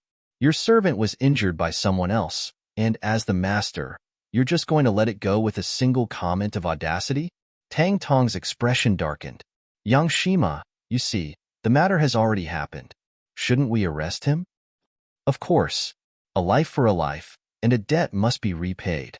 Although he didn't kill anyone, beating someone up is still wrong. If Lord Tang wants to arrest him, then go ahead. There's no need to give this official face." Seeing that Tang Tong was starting to get impatient, Yang Chendong spoke with a righteous expression. He didn't seem like he was going to show any favoritism. "Good. It's rare for Lord Tang to be so righteous. Since that's the case, can't you hand him over?" Tang Tong knew that what he was doing would make Yang Chendong unhappy. However, he had to do his job, so he had to do it properly. Besides, he was only arresting a servant, not making things difficult for Yang Chendong. There shouldn't be any problems. right? Hand him over? In that instant, it was Yang Chendong's turn to be shocked and confused. Since Yang Si injured someone, Lord Tang should just go ahead and arrest him. Why are you still asking this official for him? It's really puzzling. Yang Chendong shook his head as he spoke. He was just short of saying that Tang Tong's request was too abrupt, too inappropriate, too inappropriate. Upon seeing Yang Chendong's reaction, Tang Tong finally understood what the Dong Shuai was thinking. To put it nicely, he was shirking responsibility. To put it bluntly, he was pretending to be stupid and acting shamelessly. If he had already caught Yang Si, why would he need to make this trip to the Yang family manor? Although Yang Chendong had some talent, some ability to make money, and even had a cooperative relationship with his superior, eunuch Wang Zhan, these were not enough for him to greet him over such a small matter. Angry at Yang Chendong's act of pretending to be stupid, Tang Tong's expression became much more severe. Yang Shima, to tell you the truth, Yang Si escaped and I don't know where he went. This time, I came to the Yang family manor to ask you to hand him over. Seeing that Tang Tong had finally revealed his tale, Yang Chendong chuckled and shook his head as if he had heard a funny joke. Lord Tang, I said that Yang Si beat someone up. It's right for you to arrest him. There's no need to say anything to this official. As for what you said about asking me to hand him over, it's really inconceivable. What? Could it be that Yang Shima didn't hide him? I've already asked the soldiers guarding the city. They saw Yang Si coming out of the city gate and heading towards the Yang family manor. Tang Tong laid out the situation she knew on the table, as if she already had something on him. He had no choice but to admit it. What a joke. If that's the case, then Lord Tong is certain that I'm harboring criminals. Very well, then please show me the evidence. If this official is guilty, then I'm willing to accept the punishment. Yang Chendong spread out his hands and frowned as he spoke with great displeasure. I don't have direct evidence, but this lord is certain that Yang Si must be in the Yang family manor. If you don't hand him over, then forgive this lord for being unreasonable and searching the manor. Tang Tong's eyes widened, and even the veins on his arms bulged to express his dissatisfaction. Tang Tong's threat rang out in the side hall. When Tiger's Mane heard it, his body unconsciously tensed up. He was certain that as long as the young master gave the order, he would immediately take action to subdue Tang Tong. What bullshit, lord of the embroidered uniform guard. Perhaps he had some martial arts skills, but he was nothing in the eyes of the #1 person in the Yang family's military. Tang Tong was still staring at Yang Chendong and didn't notice anything wrong with Tiger's Mane. On the other hand, Yang Chendong sensed a slight change and coughed lightly to remind Tiger's Mane not to act rashly. Then, he turned to look at Tang Tong and said, Lord Tang, are you that confident?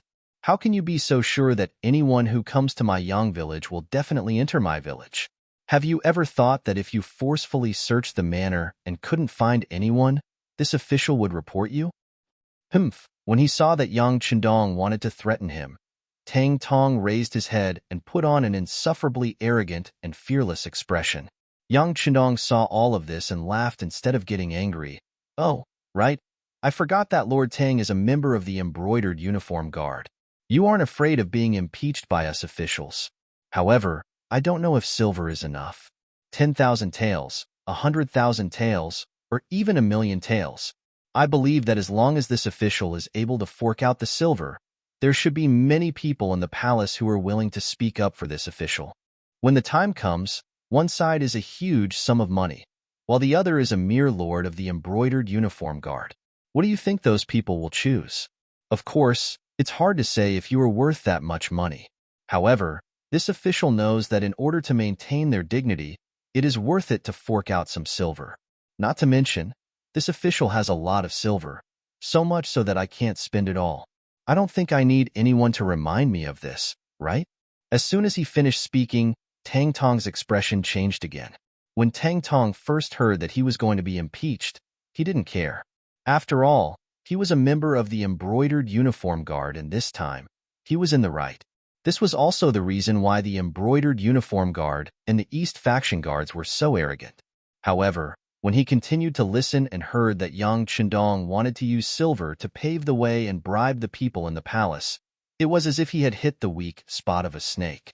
Finally, his expression began to change drastically. It wasn't the people in the imperial court, but the people in the palace.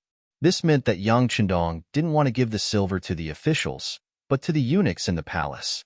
As a subordinate of the eunuchs, Tang Tong was very clear about the human nature of eunuchs. In the eyes of these people who couldn't be considered complete, loyalty and friendship were all nonsense. Only silver and authority were tangible things that could be seen and touched. The entire embroidered uniform guard only had 14,000 man posts and only 14,000 man officers. Who knew how many people were staring at each of the positions? If he didn't make any mistakes, there would still be people looking for mistakes. If Yang Chenong was really willing to pay a large sum of money, his position as the 1,000-man officer would really be in danger. He even thought that in the face of such a large sum of money, even his immediate superior, eunuch Wang Zhen, might abandon him. In the palace, there was no lack of capable people. Under the influence of what they saw and heard every day, the eunuchs had long gotten used to the internal strife. They had long understood what it meant to cheat each other and what it meant to hit someone when they were down. Once something happened to him, he didn't know how many people would secretly plot against him. Would Yang Chendong be willing to pay a large sum of money? Others didn't know, but the things that this person did couldn't be judged by common sense. Perhaps for the so-called dignity that wasn't worth much, he would really do it. If he was really willing to pay 1,000,000 taels of silver, he dared to guarantee that he would have a good time raiding the village. However, it wouldn't be long before countless reasons would appear to make him a prisoner. After a careful analysis, Tang Tong couldn't help but break out in a cold sweat. When he looked at Yang Chendong, although the other party's face had already returned to its previous calm state and looked as harmless as before, for some reason, in his eyes, Yang Chendong seemed to have become as terrifying as a ferocious tiger that could eat people. Noticing that Tang Tong's expression was constantly changing, Yang Chendong didn't say anything else, nor did he have the intention to rush him. He knew that some things needed to be thought through by himself. Of course, if the other party wasn't afraid of his threat, then there was only one last step left, which was to let the tiger's man and the others strike first. Although the consequences of this would be extremely severe, it was still better than raiding the village. After the Yang family manor passed through his hands, there were already too many secrets. Many of the good things stored were also used up, and he didn't have time to put them away. This matter also reminded Yang Chendong that in the future, it was better not to put too many things that could not be seen by others in the manor. He had to be vigilant at all times. He did not want to wait until something big happened. If he reacted, then it might be too late. Yang Chendong didn't say anything, but Tang Tong's heart was in turmoil. In the end, his rationality prevailed over his impulse. If he searched the village, regardless of whether he found Yang Si or not, he was afraid that this enmity would be formed. He could foresee that the outcome that awaited him wouldn't be too good. Since that was the case, he might as well do a favor at little cost. Sigh. After a long sigh, Tang Tong was also an expert at acting. He frowned and said as if he had been wronged, "Yang Sima, of course this Qian who doesn't want to make things difficult for you." However, the order was given by the Imperial Horse Supervisor Eunuch Qian Song. "I'm only following orders. If I can't find him, I really don't know how to explain it." "That's simple." Yang Chendong's face was full of confidence. He gave Tang Tong a friendly smile and said, "Qian Hu Tang, you can say that Yang Si knew that he had hurt someone and was afraid of being sued, so he has already left the capital. It's very likely that he went to the Yang family manor in Jianing Prefecture. As long as the checkpoints along the way are strict, it's very likely that he will be intercepted and arrested halfway."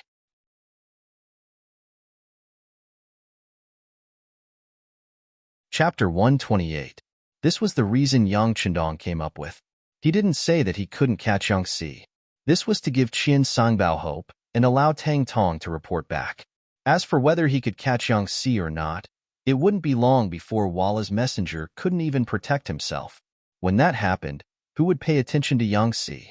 Even if someone saw Yang Si, his identity would be changed. He would no longer be a madman but a hero who killed the enemy. Tang Tong was startled when he heard the reason.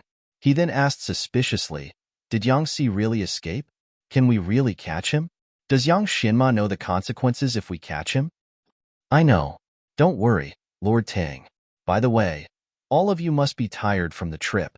I've already prepared 5,000 taels of silver outside. When Lord Tang leaves, please distribute it to all of you.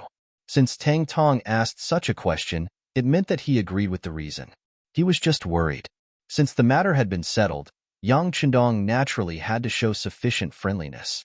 5,000 taels of silver was just enough to fill a large wooden chest. Using this to settle this matter was worth it no matter how one looked at it.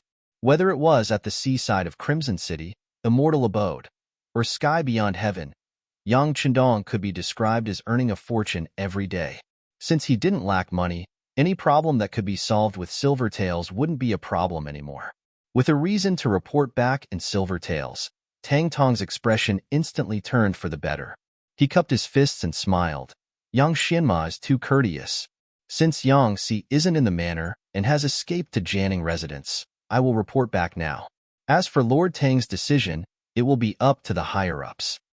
Hee, of course. Yang Chendong chuckled. He knew that Tang Tong wouldn't make things difficult for him on this matter. After this matter, the friendship between the two deepened. Of course, the smile on Tang Tong's face became even brighter. Reporting.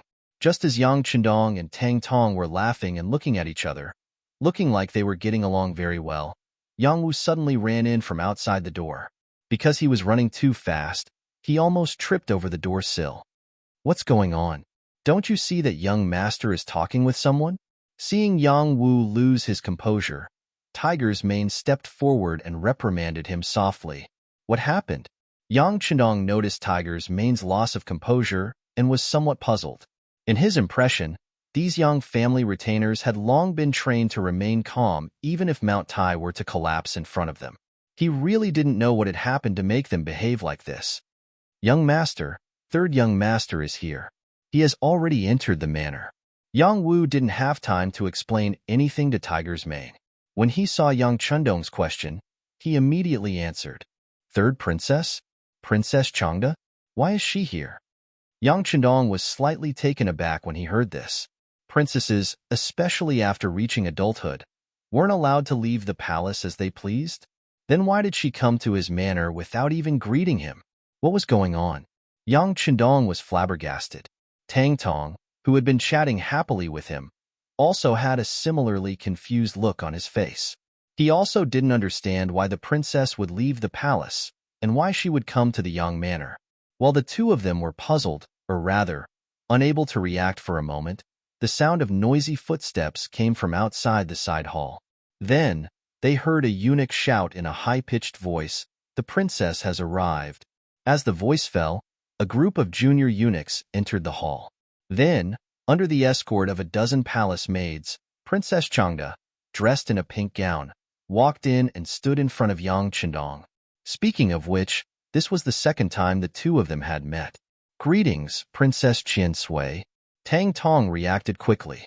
Once he saw Princess Changda, he knelt on the ground.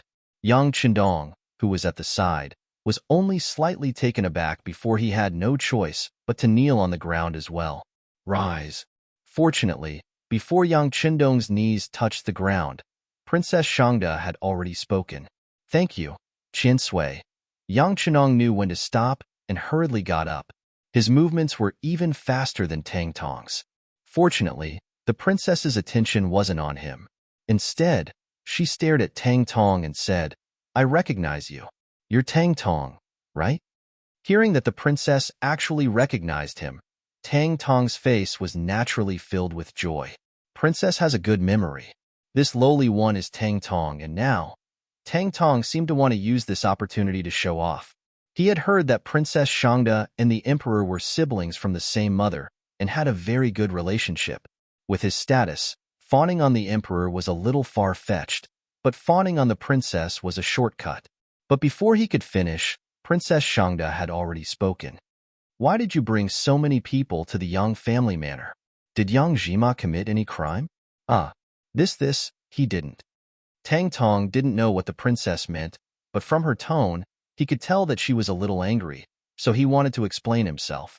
However, Princess Changda had no intention of listening to his explanation. Instead, she waved her hand impatiently.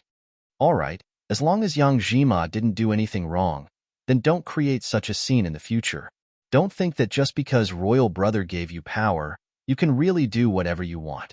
Let me tell you, others might be afraid of you, but this princess isn't. If you anger this princess, we'll see who's the one who loses out in front of royal brother. After Princess Shangda's words, Tang Tong felt the world spin. It seemed that the third princess was here to support Yang Chendong. Fortunately, she didn't give the order to search the manor. Otherwise, she really didn't know how to clean up this mess. Others might not be able to comment on the matters of the eunuch group, but as a member of the royal family, Princess Shangda could. Not only was she on good terms with the queen of the imperial harem, Empress Qian, she was also the emperor's biological sister. She was greatly appreciated by the emperor. This could be seen from the grand birthday banquet that was held a while ago. Tang Tong broke out in cold sweat, his lips trembling. He knew that if he didn't clarify today's matter, there would be consequences later on. Thus, he didn't care so much and lowered his head. Long live Princess. This lowly one is here on the orders of Supervisor Qian Sangbao to investigate this matter. What's there to investigate? Don't think that this princess doesn't know. It's just beating up a Walla envoy. But you didn't investigate clearly who provoked them first before arresting people? Also, the one who beat him up was just an ordinary servant of the Yang family. You even bothered the Eastern commander over such a small matter. If that's the case, then if someone from the embroidered uniform guards made a mistake, shouldn't they also ask the Qinhu directly in charge of you for an explanation? Princess Shangda's coquettish voice resounded throughout the entire side hall. Her words left Tang Tong speechless. He originally thought that the third princess just happened to be there at the right time. But with these words, who wouldn't understand that she had clearly come prepared? She was even here specifically to solve the problem for Yang Chendong. At this moment, Tang Tong finally understood that with the third princess backing Yang Chendong, he wasn't someone he could mess with in the future. Yes, long live princess is right. I will go back and report this to eunuch Qian. Tang Tong nodded his head as he spoke. From the looks of it, he looked exactly like a pug. Tang Tong left, but he didn't forget to take the chest of silver that Yang Chendong had prepared with him. From this point of view, he had accepted the goodwill. He had already promised that if he didn't take the silver this time, it would mean that he would have to draw a line with the Eastern commander in the future. Princess Shangda came and reprimanded Tang Tong, showing her rude and unreasonable side. As the outside world said, she was incomparably coquettish. However, when everyone in the side hall was reprimanded by her, she indeed looked at Yang Chendong with a smile like a flower. It was as if she was staring at an extremely exquisite, ancient artifact. This gaze made sixth young Master Yang feel as if he had become a rare animal in the zoo. It was a very bad feeling. The atmosphere was a little awkward. Yang Chendong was the first to speak, cupping his fists in a grateful manner. Thank you for speaking up for me, Princess. Chendong really has nothing to repay you with. Sigh, how can there be nothing to repay you with? You are so capable. You must have a lot of fun things. Just take out 2 of them and let this princess see them. Princess Shangda spoke casually, but in Yang Chendong's ears, he was extremely wary. He had never underestimated anyone, even if the girl in front of him was only 14 years old. She had grown up in the imperial family since she was young, so she had matured earlier than others. After getting used to too many dirty things, it was impossible for her to not be mature. Usually, every word of this kind of person had a deep meaning. Everything depended on how the person who heard it interpreted it. If you ignored these words, you might unknowingly suffer a great loss. Not knowing whether this was a test or not, Yang Chendong pondered for a moment before raising his head and saying with a smile, Princess, you must be joking. Whatever Chendong has, the imperial family has as well. Even the world belongs to the great Ming dynasty. If there is anything here that Princess likes, you can take it away. Oh, is that true? Sensing Yang Chendong's cautious and guarded manner, Princess Shangda smiled. Not to mention, she had inherited the Zhu family's bloodline. Regardless of her temper, she was beautiful and charming. Under this smile, there were many things to admire.